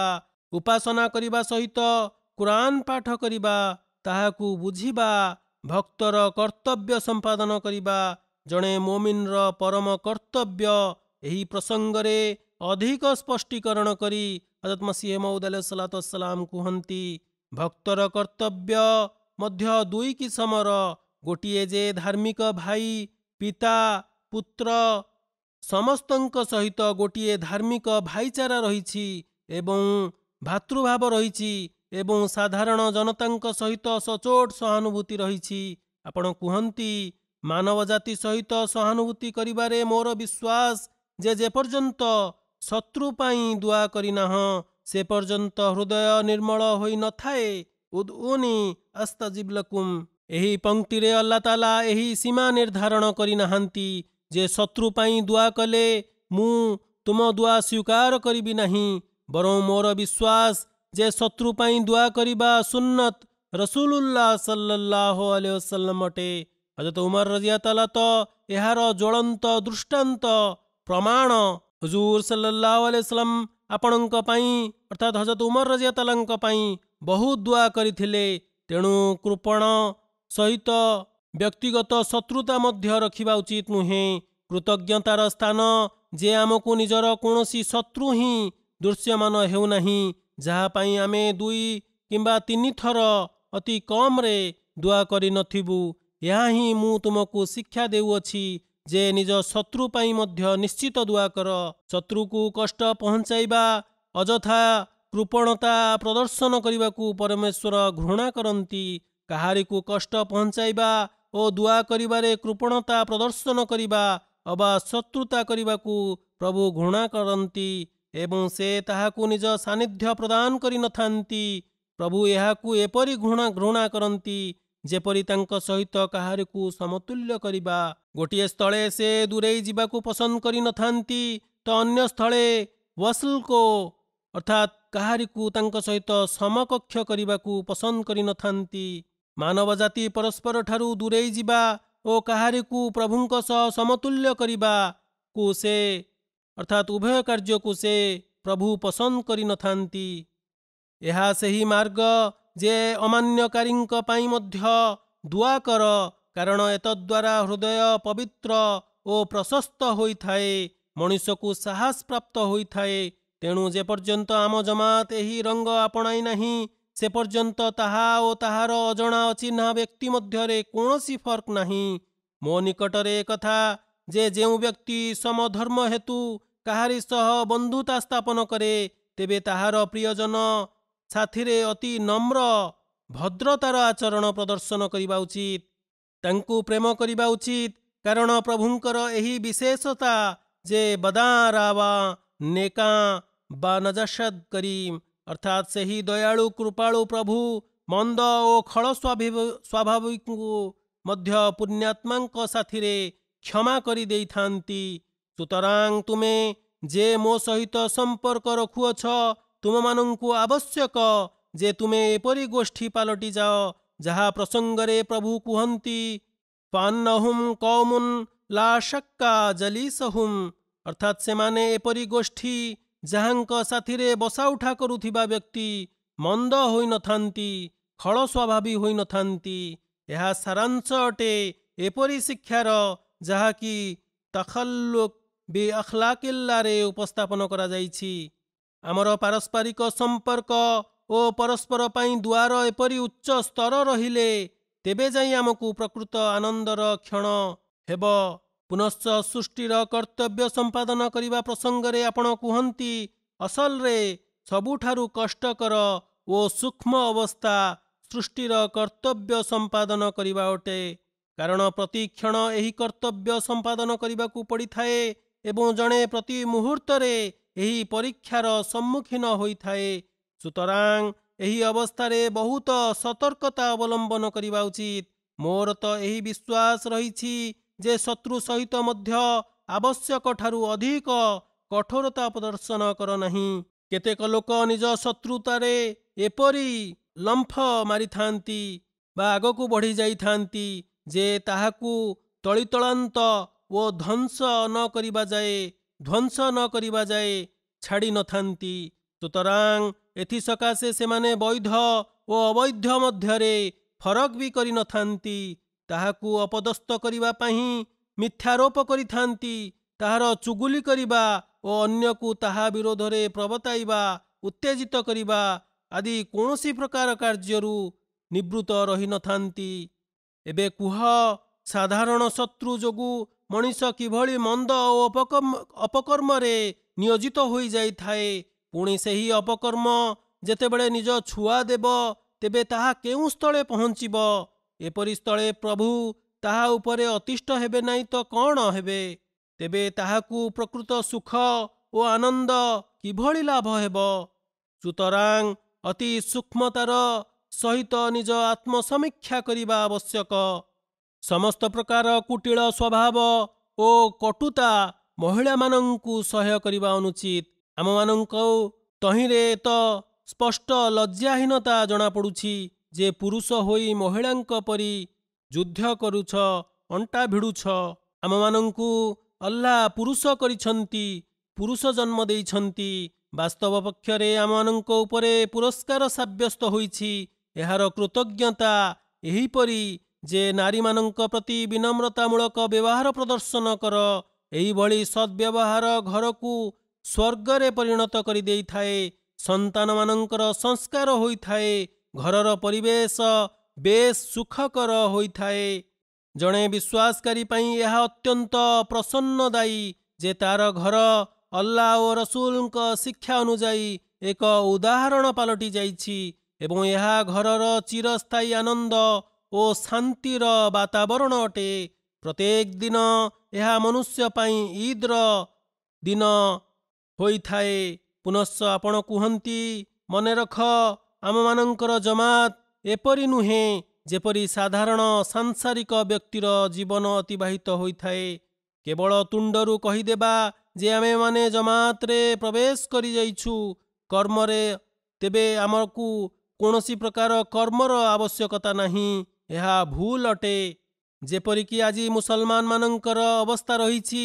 ସେମାନଙ୍କୁ ଯେତେବେଳେ ପ୍ରଶ୍ନ କରାଯାଏ ଯେ ତୁମେ ମୁସଲମାନ କି? ପ୍ରତି ଉତ୍ତରରେ ସେମାନେ କୁହନ୍ତି, ସକଳ ପ୍ରଶଂସା ଓ କୃତଜ୍ଞତା ଅଲ୍ଲାହ ତାଆଲାଙ୍କ ପାଇଁ ଉଦ୍ଦିଷ୍ଟ, କିନ୍ତୁ ନମାଜ ପଢ଼ିବି ନାହିଁ ଏବଂ ଶାୟରୁଲ୍ଲାହ ପ୍ରତି ସମ୍ମାନ ପ୍ରଦର୍ଶନ କରିବି ନାହିଁ। ଅତଏବ ମୁଁ ତୁମମାନଙ୍କ ଠାରୁ ଏହା ଆଶା କରେ ନାହିଁ ଯେ କେବଳ ତୁଣ୍ଡର ହିଁ ସ୍ୱୀକାର କର ଓ କୌଣସି ପ୍ରକାର କର୍ମ ସମ୍ପାଦନ କର ନାହିଁ। ଏହା ଅତ୍ୟନ୍ତ ଅକାମୀ ଓ ହତଭାଗ ଅବସ୍ଥା। ଅଲ୍ଲାହ ତାଆଲା ଏହାକୁ ପସନ୍ଦ କରନ୍ତି ନାହିଁ। ସଂସାରର ଏହି ଅବସ୍ଥା ଏହା ଆଶା କଲା ଯେ କ'ଣ ଅଲ୍ଲାହ ତାଆଲା ମୋତେ ସଂସ୍କାର ନିମନ୍ତେ ଛିଡ଼ା କରିଛନ୍ତି। ଅତଏବ ଯଦି କେହି ମୋ ସହିତ ସମ୍ପର୍କ ରଖି ନିଜକୁ ସଂଶୋଧନ କରେ ନାହିଁ ଏବଂ କର୍ମମୂଳକ ଶକ୍ତିକୁ ଉନ୍ନତି କରେ ନାହିଁ, ବରଂ ସେ କେବଳ ନିଜ ତୁଣ୍ଡରୁ ହିଁ ଏହି ସ୍ୱୀକାରୋକ୍ତିକୁ ଯଥେଷ୍ଟ ମଣିଥାଏ, ସେ ନିଜର କର୍ମ ଦ୍ୱାରା ମୋର ଆବଶ୍ୟକତା ଉପରେ ଜୋର ଦେଇଥାଏ। ପୁନଶ୍ଚ ତୁମେ ଯଦି ନିଜର କର୍ମ ଦ୍ୱାରା ଏହା ସାବ୍ୟସ୍ତ କରିବାକୁ ଚାହଁ, ତାହେଲେ ମୋର ଆଗମନ ନିରର୍ଥକ। ମୋ ସହିତ ସମ୍ପର୍କ ରକ୍ଷାକାରୀର କୌଣସି ଯଥାର୍ଥ ନାହିଁ। ଅତଏବ ମୋ ସହିତ ଯଦି ତୁମେମାନେ ସମ୍ପର୍କ ରଖିବାକୁ ଚାହଁ, ତାହେଲେ ମୋର ଅଭିପ୍ରେତ ଓ ଉଦ୍ଦେଶ୍ୟକୁ ପୂରଣ କର। ତାହା ଏହିକି ଯେ ଆଲ୍ଲାହ ତାଆଲାଙ୍କ ସମକ୍ଷରେ ନିଜର ନିଷ୍ଠା ଓ ବିଶ୍ୱସ୍ତତାର ପ୍ରଦର୍ଶନ କର। ପବିତ୍ର କୁରାନର ଶିକ୍ଷା ଉପରେ ଏପରି ଅନୁସରଣ କର ଯେପରି ହଜରତ ମୁହମ୍ମଦ ମୁସ୍ତଫା ସଲ୍ଲଲ୍ଲାହୁ ଆଲୈହି ወሰଲ୍ଲମ କରି ଆମମାନଙ୍କୁ ଦେଖାଇଛନ୍ତି, ସାହାବାମାନେ ଦେଖାଇଛନ୍ତି। ପବିତ୍ର କୁରାନ କରୀମର ସତ୍ ଉଦ୍ଦେଶ୍ୟକୁ ଜାଣିବାକୁ ଚେଷ୍ଟା କର ଓ ତାହାର ଅନୁସରଣ କର, ତାହା ଉପରେ କାର୍ଯ୍ୟକାରୀ କର। ଆଲ୍ଲାହ ତାଆଲାଙ୍କ ନିକଟରେ କେବଳ ଏତିକି କଥା ଯଥେଷ୍ଟ ହୋଇପାରିବ ନାହିଁ ଯେ କେବଳ ମୌଖିକ ସ୍ୱୀକାରୋକ୍ତି କରିଦେବା ଓ କର୍ମରେ କୌଣସି ହରକତ ବି କରିବା ନାହିଁ। ମନେ ରଖ, ଆଲ୍ଲାହ ତାଆଲା ଯେଉଁ ଜମାତ ସ୍ଥାପନ କରିବାକୁ ଚାହୁଁଛନ୍ତି, ତାହା କର୍ମ ବ୍ୟତିରେକେ ଜୀବିତ ରହିପାରିବ ନାହିଁ। ଏହା ହେଉଛି ସେହି ଭବ୍ୟ ଜମାତ ଯେଉଁ ଜମାତର ପ୍ରସ୍ତୁତି ହଜରତ ଆଦମ ଆଲୈହିସ୍ସଲାମଙ୍କ ସମୟରୁ ଆରମ୍ଭ ହୋଇଯାଇଥିଲା। ଅତଏବ ଏପରି କୌଣସି ଅବତାର ନାହାନ୍ତି ଯେଉଁମାନେ ଧରାବତରଣ ଉକ୍ତ ସୂଚନା ପ୍ରତି ନିମନ୍ତ୍ରିତ କରିନଥିବେ। ତେଣୁ ଏହାକୁ ଗୁରୁତ୍ୱର ସହକାରେ ଗ୍ରହଣ କର।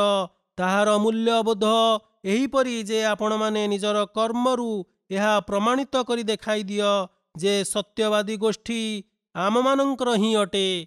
ସୁତରାଂ ଏହା ହେଉଛି ଅତ୍ୟନ୍ତ ଗୁରୁତ୍ୱପୂର୍ଣ୍ଣ କଥା ଯେ ଆମମାନଙ୍କର ହଜରତ ମସିହ ମଉଦ ଆଲୈହିସ୍ସଲାତୁ ଗ୍ରହଣ କରିବା, ଆପଣଙ୍କ ବୟତ କରିବା କୌଣସି ସାଧାରଣ କଥା ନୁହେଁ। ପ୍ରକାଶ୍ୟମୂଳକ ଆନନ୍ଦ ଆମମାନଙ୍କର ଲକ୍ଷ୍ୟରେ ସାଫଲ୍ୟମଣ୍ଡିତ କରିପାରିବ ନାହିଁ।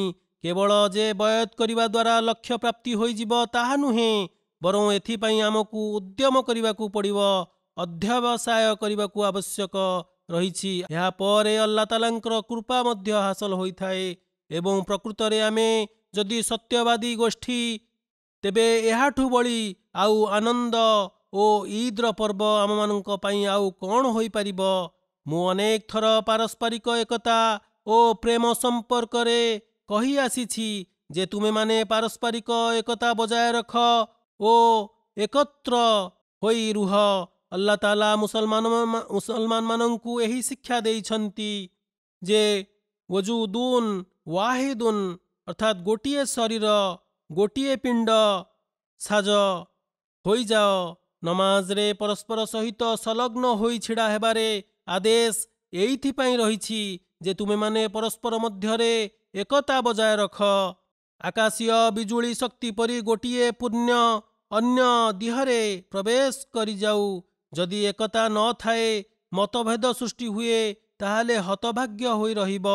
ପୁନଶ୍ଚ ହଜରତ ମୁହମ୍ମଦ ମୁସ୍ତଫା ସଲ୍ଲଲ୍ଲାହୁ ଆଲୈହି वसल्लम କୁହନ୍ତି, ପ୍ରଳୟ ଦିବସରେ ଆଲ୍ଲାହ ତାଆଲା କେବଳ ଭକ୍ତକୁ କହିବେ ଯେ ତୁମେମାନେ ଅତ୍ୟନ୍ତ ନିର୍ବାଚିତ ଅଟ। ମୁଁ ତୁମ ଉପରେ ଅତ୍ୟନ୍ତ ପ୍ରସନ୍ନ, କାରଣ ମୁଁ ଭୋକିଲା ଥିଲି, ତୁମେମାନେ ମୋତେ ଖାଦ୍ୟ ଖୁଆଇଲ। ମୁଁ ନିବସ୍ତ୍ର ଥିଲି, ତୁମେ ମୋତେ ବସ୍ତ୍ର ପରିଧାନ କରାଇଲ। ମୁଁ ଶୋଷିଲା ଥିଲି, ତୁମେ ମୋତେ ଜଳପାନ କରାଇଲ। ମୁଁ ଅସୁସ୍ଥ ଥିଲି, ତୁମେ ମୋତେ ମୋର ପରିଦର୍ଶନ କଲ। ପ୍ରତି ଉତ୍ତରରେ ଭକ୍ତ କହିବ, ହେ ପ୍ରଭୁ, ତୁମେ ଏ ସମସ୍ତ କଥାରୁ ପବିତ୍ର। ତୁମେ କେବେ ଏପରି ଅବସ୍ଥାରେ ଥିଲ? ପୁନଶ୍ଚ ସେହିପରି ଆଉ ଏକ ଗୋଷ୍ଠୀ ଉପସ୍ଥିତ ହେବ। ଆଲ୍ଲାହ ତାଆଲା ସେହି ଗୋଷ୍ଠୀକୁ କହିବେ, ମୋର ତୁମମାନେ ପ୍ରତି ଅବିଚାର ଅନ୍ୟାୟ କଲ। ମୁଁ ଭୋକିଲା ଥିଲି, ତୁମେ ମୋତେ ଖାଦ୍ୟ ଖୁଆଇଲ ନାହିଁ। ମୁଁ ଶୋଷିଲା ଥିଲି, ତୁମେମାନେ ମୋତେ ଜଳପାନ କରାଇଲ ନାହିଁ। ମୁଁ ନିବସ୍ତ୍ର ଥିଲି, ତୁମେମାନେ ମୋତେ ବସ୍ତ୍ର ପିନ୍ଧାଇଲ ନାହିଁ। ମୁଁ ଅସୁସ୍ଥ ଥିଲି, ତୁମେ ମୋର ପରିଦର୍ଶନ କଲ ନାହିଁ। ମୋର ଦେହପା ବୁଝିଲ ନାହିଁ। ପ୍ରତି ଉତ୍ତରରେ ସେହି ଗୋଷ୍ଠୀ ଉତ୍ତର ଦେବ, ହେ ପ୍ରଭୁ, ତୁମେ ସମସ୍ତ କାର୍ଯ୍ୟରୁ ସମସ୍ତ କଥାରୁ ପବିତ୍ର। ତୁମେ କେବେ ଏପରି ଅବସ୍ଥାରେ ଥିଲ? ସେତେବେଳେ ଆଲ୍ଲାହ କହିବେ, ମୋର ଅମକ ଭକ୍ତ ସେହି ଅବସ୍ଥାରେ ଥିଲା ଏବଂ ତୁମେ ତା ସହିତ ସହାନୁଭୂତି ପ୍ରଦର୍ଶନ କଲ ନାହିଁ। ତେଣୁ ତୁମର ଏଭଳି ଆଚରଣ ଯେପରି ମୋ ପ୍ରତି ହିଁ ଥିଲା। ଅତଏବ ମାନବ ଜାତି ଉପରେ ଦୟାଶୀଳ ଓ ସହାନୁଭୂତି ପ୍ରଦର୍ଶନ କରିବା ସବୁଠୁ ବଡ଼ ଉପାସନା ଏବଂ ଆଲ୍ଲାହଙ୍କ ଉପାସନା ଏଇଥିରେ ହିଁ ଅଲ୍ଲାହ ପ୍ରସନ୍ନିତ ହୋଇଥାନ୍ତି। ହଜରତ ମହମ୍ମଦ ମୁସ୍ତଫା ସଲ୍ଲଲ୍ଲାହୁ ଆଲୈହି वसल्लम କୁହନ୍ତି, ଯେଉଁ ଲୋକମାନେ ଗରିବ ଲୋକମାନଙ୍କ ସହିତ ସଦ୍ବ୍ୟବହାର ପ୍ରଦର୍ଶନ କରନ୍ତି ନାହିଁ, ବରଂ ସେମାନଙ୍କୁ ହୀନ ଓ ତୁଚ୍ଛ ବୋଲି ମଣିଥାନ୍ତି, ମୁଁ ଭୟ କରେ ଯେ ସେମାନେ ସ୍ୱୟଂ ଏହି ସମସ୍ୟାରେ କବଳିତ ଓ ଗ୍ରସିତ ହେବେ। ଅତଏବ ଆଲ୍ଲାହ ତାଆଲା ଯେଉଁ ବ୍ୟକ୍ତି ଉପରେ ନିଜର କୃପା ଅବତୀର୍ଣ୍ଣ କରିଛନ୍ତି, ସେହି ଲୋକମାନଙ୍କର କୃତଜ୍ଞତା ଆଲ୍ଲାହ ତାଆଲାଙ୍କ ପ୍ରତି ଏହା ହିଁ ଯେ ଆଲ୍ଲାହ ତାଆଲାଙ୍କ ପ୍ରାଣୀମାନଙ୍କ ପ୍ରତି ସଦ୍ବ୍ୟବହାର ପ୍ରଦର୍ଶନ କରିବା ଉଚିତ। ଆଲ୍ଲାହ ତାଆଲାଙ୍କ କୃପା ଉପରେ ଅହଙ୍କାର କରନ୍ତୁ ନାହିଁ।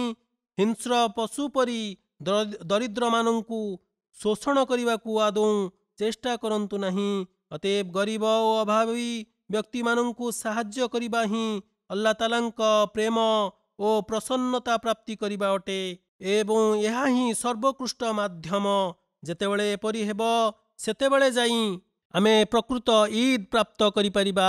ବ୍ୟକ୍ତିଗତ ରୂପେ ଲୋକମାନେ ପରସ୍ପରକୁ ସାହାଯ୍ୟ କରନ୍ତି, କିନ୍ତୁ ଜମାତ ସ୍ତରରେ ମଧ୍ୟ ଅଭାବୀ ବ୍ୟକ୍ତିଙ୍କୁ ସାହାଯ୍ୟ ନିମନ୍ତେ ରାଜକୋଷ ସ୍ଥାପିତ ହୋଇଛି। ଏହି ରାଜକୋଷରୁ ସେହି ଆର୍ଥିକ ସ୍ୱଚ୍ଛଳ ବ୍ୟକ୍ତି ମାନେ କିଛି ନା କିଛି ସାହାଯ୍ୟ କରିବା ଉଚିତ, ଯେପରି ରୋଗୀମାନଙ୍କୁ ସାହାଯ୍ୟ କରିବା, ଅନାଥମାନଙ୍କୁ ସାହାଯ୍ୟ କରିବା, ଗରିବ ମେଧାବୀ ଛାତ୍ରମାନଙ୍କ ପାଇଁ ରାଜକୋଷରୁ ସାହାଯ୍ୟ କରିବା। ଏଥିପ୍ରତି ଜମାତର ସଦସ୍ୟବୃନ୍ଦଙ୍କୁ ଓ ଅନ୍ୟ ଆର୍ଥିକ ସ୍ୱଚ୍ଛଳ ବ୍ୟକ୍ତିମାନଙ୍କୁ ଧ୍ୟାନ ଯୋଗ କରିବା ଉଚିତ, ପାଦ ଆଗକୁ ବଢ଼ାଇବା ଉଚିତ। ଅତଏବ ଆଲ୍ଲାହ ତାଆଲା ଚାହାନ୍ତି ଯେ ଯେପର୍ଯ୍ୟନ୍ତ ତୁମେମାନେ ଗୋଟିଏ ଶରୀର, ଗୋଟିଏ ପିଣ୍ଡ ପରି ଭାଇ ଭାଇ ହୋଇ ନ ଯାଇଛ, ପରସ୍ପରର ଅଭିନ୍ନ ଅଙ୍ଗ ହୋଇ ନ ଯାଇଛ, ସେ ପର୍ଯ୍ୟନ୍ତ ତୁମେ ସଫଳତା ପ୍ରାପ୍ତି କରିପାରିବ ନାହିଁ। ମଣିଷର ନିଜ ଭାଇ ସହିତ ସମ୍ପର୍କ ଭଲ ନାହିଁ, ତାହେଲେ ଯଦି ମଣିଷର ନିଜ ଭାଇ ସହିତ ସମ୍ପର୍କ ଭଲ ନାହିଁ, ତାହେଲେ ସେହି ବ୍ୟକ୍ତିର ଆଲ୍ଲାହ ତାଆଲାଙ୍କ ସହିତ କିପରି ସମ୍ପର୍କ ଭଲ ହୋଇପାରିବ?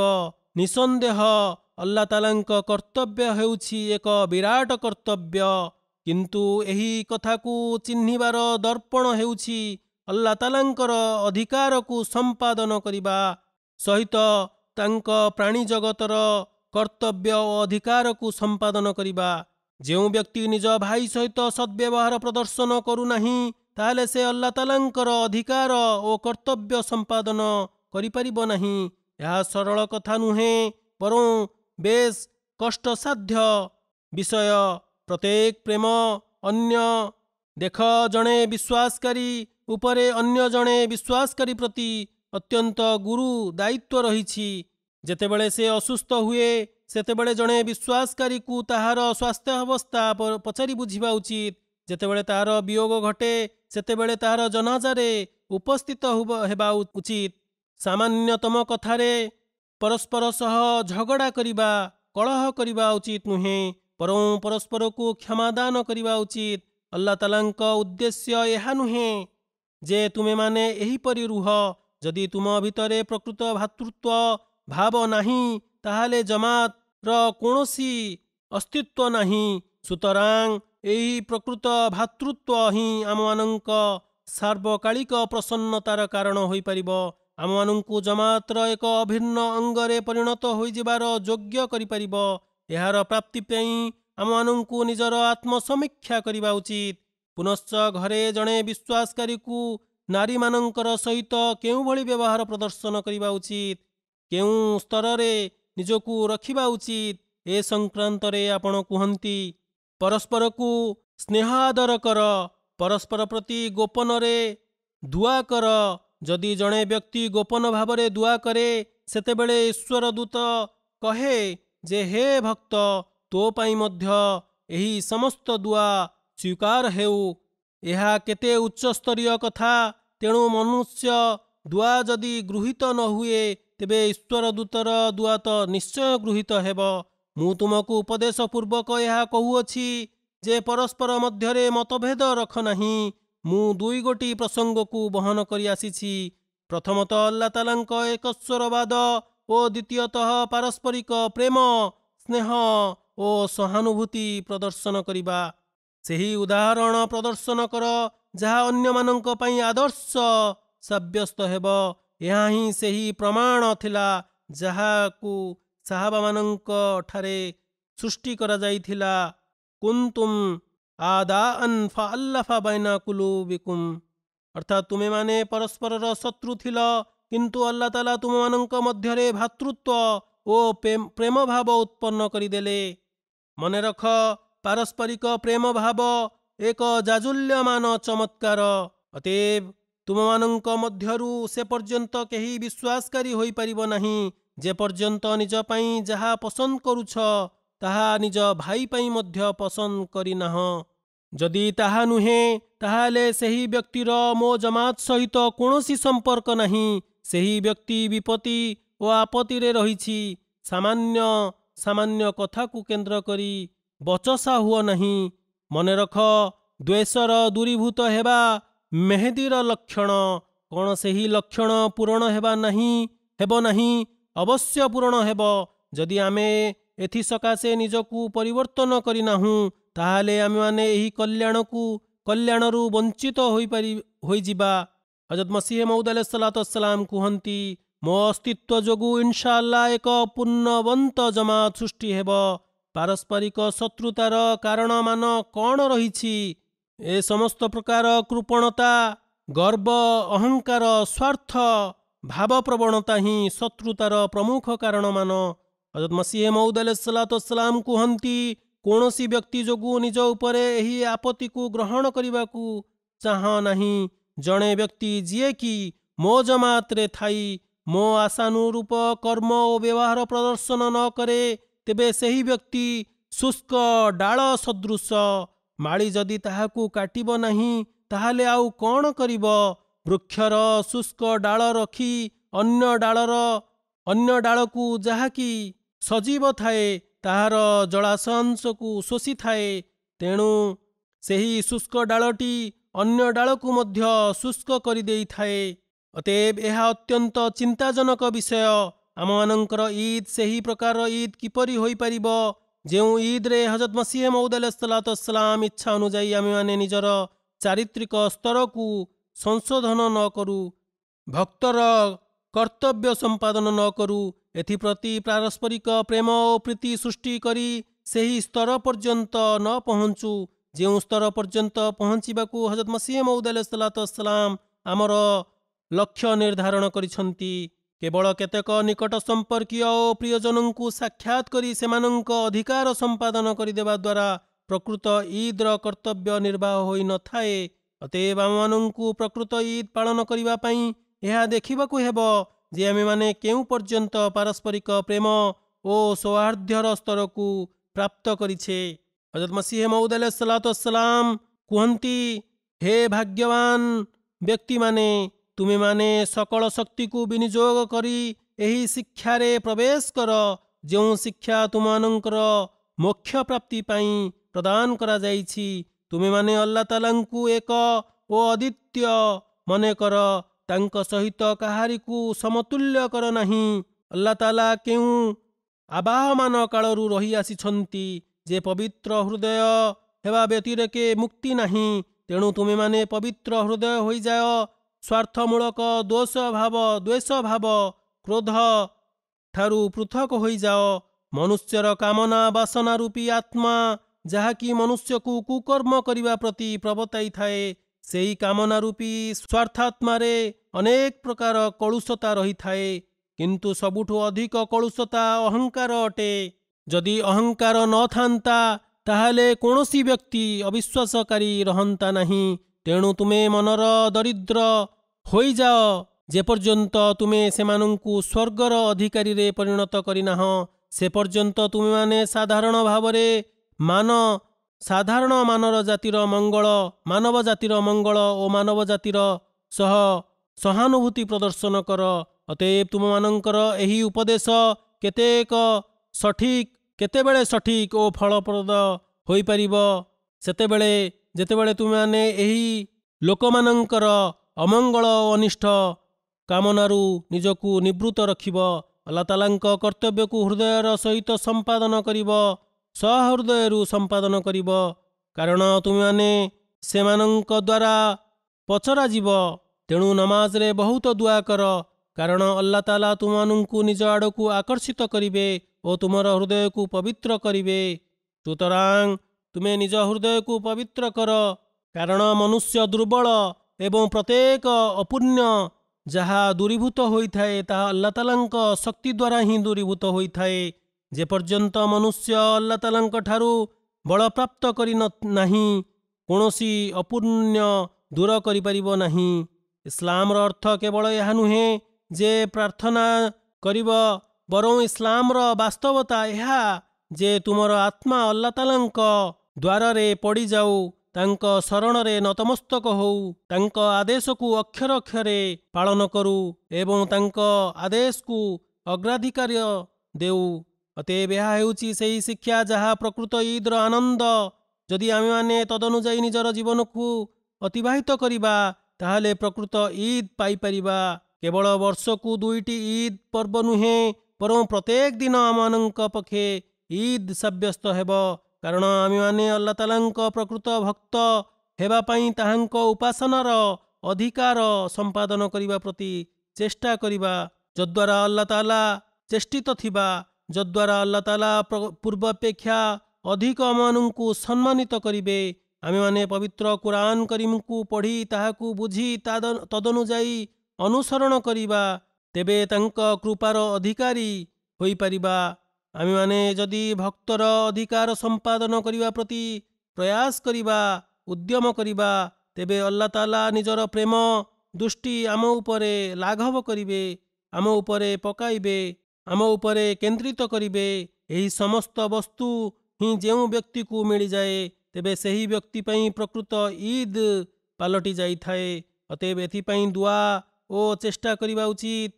ଶେଷରେ ମୁଁ ଆପଣମାନଙ୍କର ଦୃଷ୍ଟି ଏଥିପ୍ରତି ଆକର୍ଷିତ କରିବାକୁ ଚାହୁଁଛି ଯେ ପାଲେଷ୍ଟାଇନୀୟ ଲୋକମାନଙ୍କ ପାଇଁ ଦୁଆ କରନ୍ତୁ, ଯେଉଁମାନଙ୍କ ଉପରେ ଆଜିକାଲି ଅଧିକ ଅତ୍ୟାଚାର ହେଉଅଛି।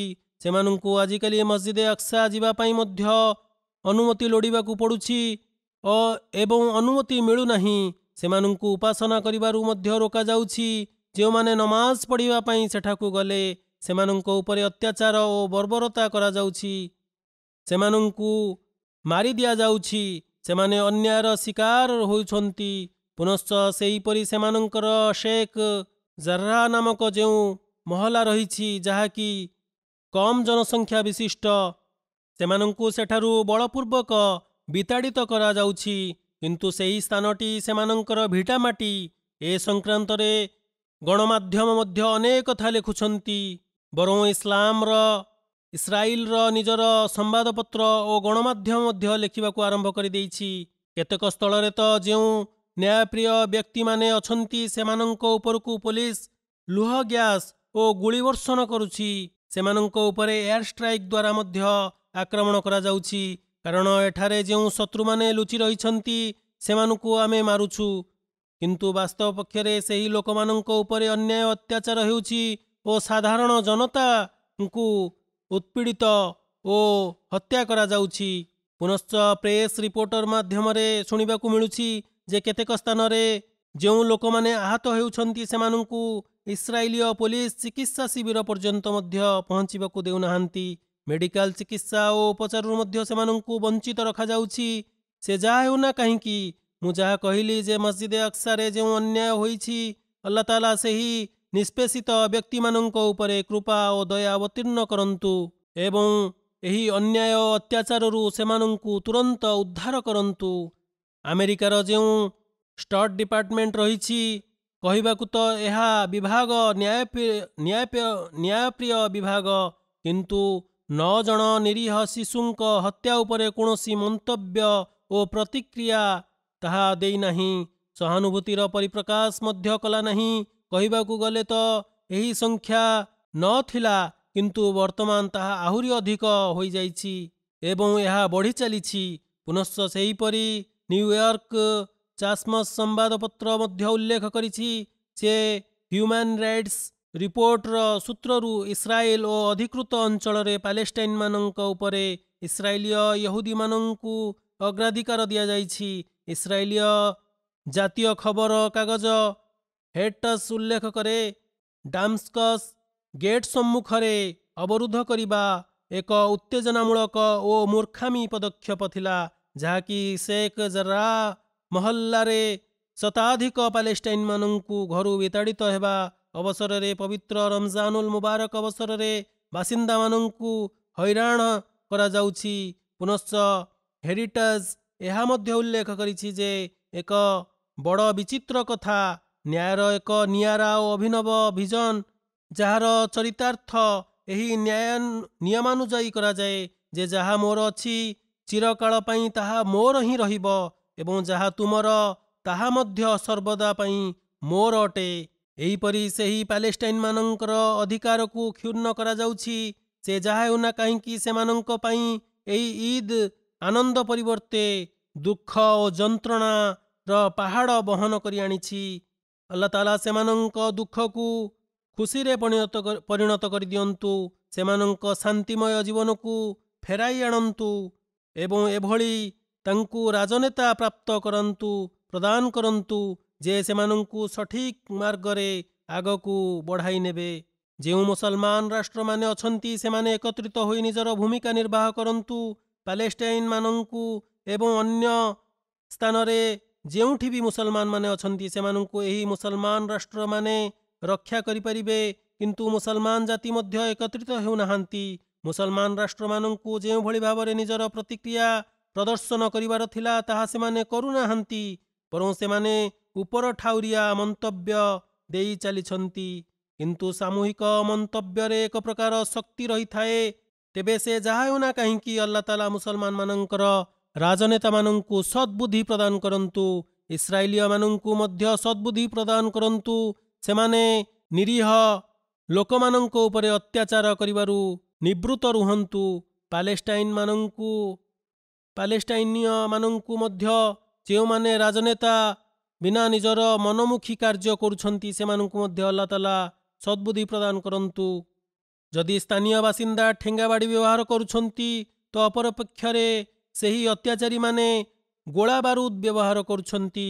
ମୁଁ ପୂର୍ବେ ମଧ୍ୟ କହି ଆସିଛି, ସେହି ଅତ୍ୟାଚାରୀ ଓ ନିଷ୍ପେଷିତମାନଙ୍କର ଶକ୍ତି ସାମର୍ଥ୍ୟର କୌଣସି ସାଦୃଶ୍ୟତା ନାହିଁ।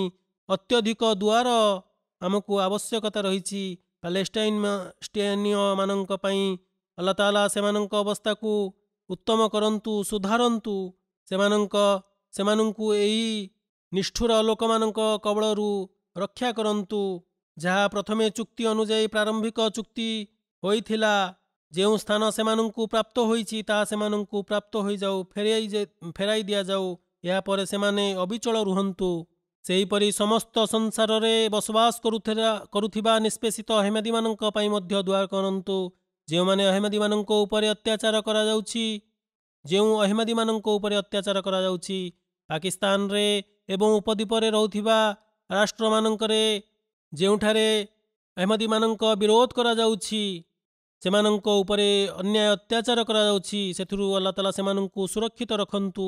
ପୃଥିବୀର ସମସ୍ତ ଅଭାବୀ ଲୋକମାନଙ୍କ ପାଇଁ ଦୁଆ କରନ୍ତୁ। ଆଲ୍ଲାହ ତାଆଲା ସେହି ଉଚିତ ଅଭାବୀମାନଙ୍କର ଆବଶ୍ୟକତା ପୂରଣ କରନ୍ତୁ, ସେମାନଙ୍କର ଦୁଃଖ ଦୁର୍ଦ୍ଦଶା ଦୂର କରନ୍ତୁ। ସାମୂହିକ ରୂପେ ପୃଥିବୀରେ ଅତ୍ୟାଚାରର ଅନ୍ତ ଘଟୁ। ଆଲ୍ଲାହ ତାଆଲା ଏହି ପୃଥିବୀକୁ ଅତ୍ୟାଚାରୀଙ୍କ କବଳରୁ ରକ୍ଷା କରନ୍ତୁ। ସେହିପରି ଆଜିକାଲି ଯେଉଁ କରୋନା ଭୂତାଣୁ ଜନିତ ମହାମାରୀ ବ୍ୟାପି ଚାଲିଛି ସେଥିମଧ୍ୟରୁ ଉଦ୍ଧାର ପାଇବା ପାଇଁ ମଧ୍ୟ ଦୁଆ କରନ୍ତୁ। ଆଲ୍ଲାହ ତାଆଲା ଖୁବ୍ ଶୀଘ୍ର ଏଥିରୁ ମାନବ ଜାତିକୁ ମୁକ୍ତି ପ୍ରଦାନ କରନ୍ତୁ। ଅପରପକ୍ଷରେ ପୁନର୍ବାର ଏହିଭଳି ପରିସ୍ଥିତି ସୃଷ୍ଟି ହେଉ ଯେଉଁଠି ଶାନ୍ତିର ବାତାବରଣ ରହିଥିବ, କିନ୍ତୁ ଏହା ସେତେବେଳେ ସମ୍ଭବ ଯେତେବେଳେ ସଂସାରବାସୀ ଆଲ୍ଲାହ ତାଆଲାଙ୍କ ଆଡ଼କୁ ମନୋଯୋଗ କରିବେ, ତାଙ୍କୁ ଚିହ୍ନିବେ, ତାଙ୍କର କର୍ତ୍ତବ୍ୟ ସମ୍ପାଦନ କରିବେ, ତାଙ୍କ ଭକ୍ତଙ୍କର କର୍ତ୍ତବ୍ୟ ସମ୍ପାଦନ କରିବେ। ଆଲ୍ଲାହ ତାଆଲା ସମସ୍ତଙ୍କୁ ଏଥିପାଇଁ ସାମର୍ଥ୍ୟ ପ୍ରଦାନ କରନ୍ତୁ।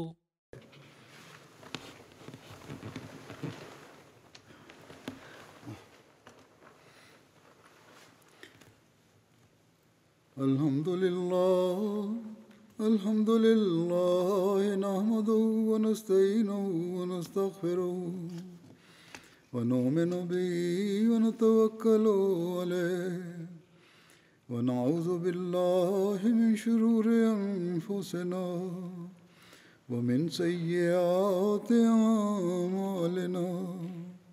Man yahdihillahu fala mudilla lahu ومن يضلله فلا هادي له ونشهد أن لا إله إلا الله ونشهد أن محمدا عبده ورسوله عباد الله رحمكم الله إن الله يأمر بالعدل والإحسان وإيتاء ذي القربى وينهى عن الفحشاء والمنكر والبغي يعظكم لعلكم تذكرون اذكروا الله يذكركم وادعوه يستجب لكم ولذكر الله أكبر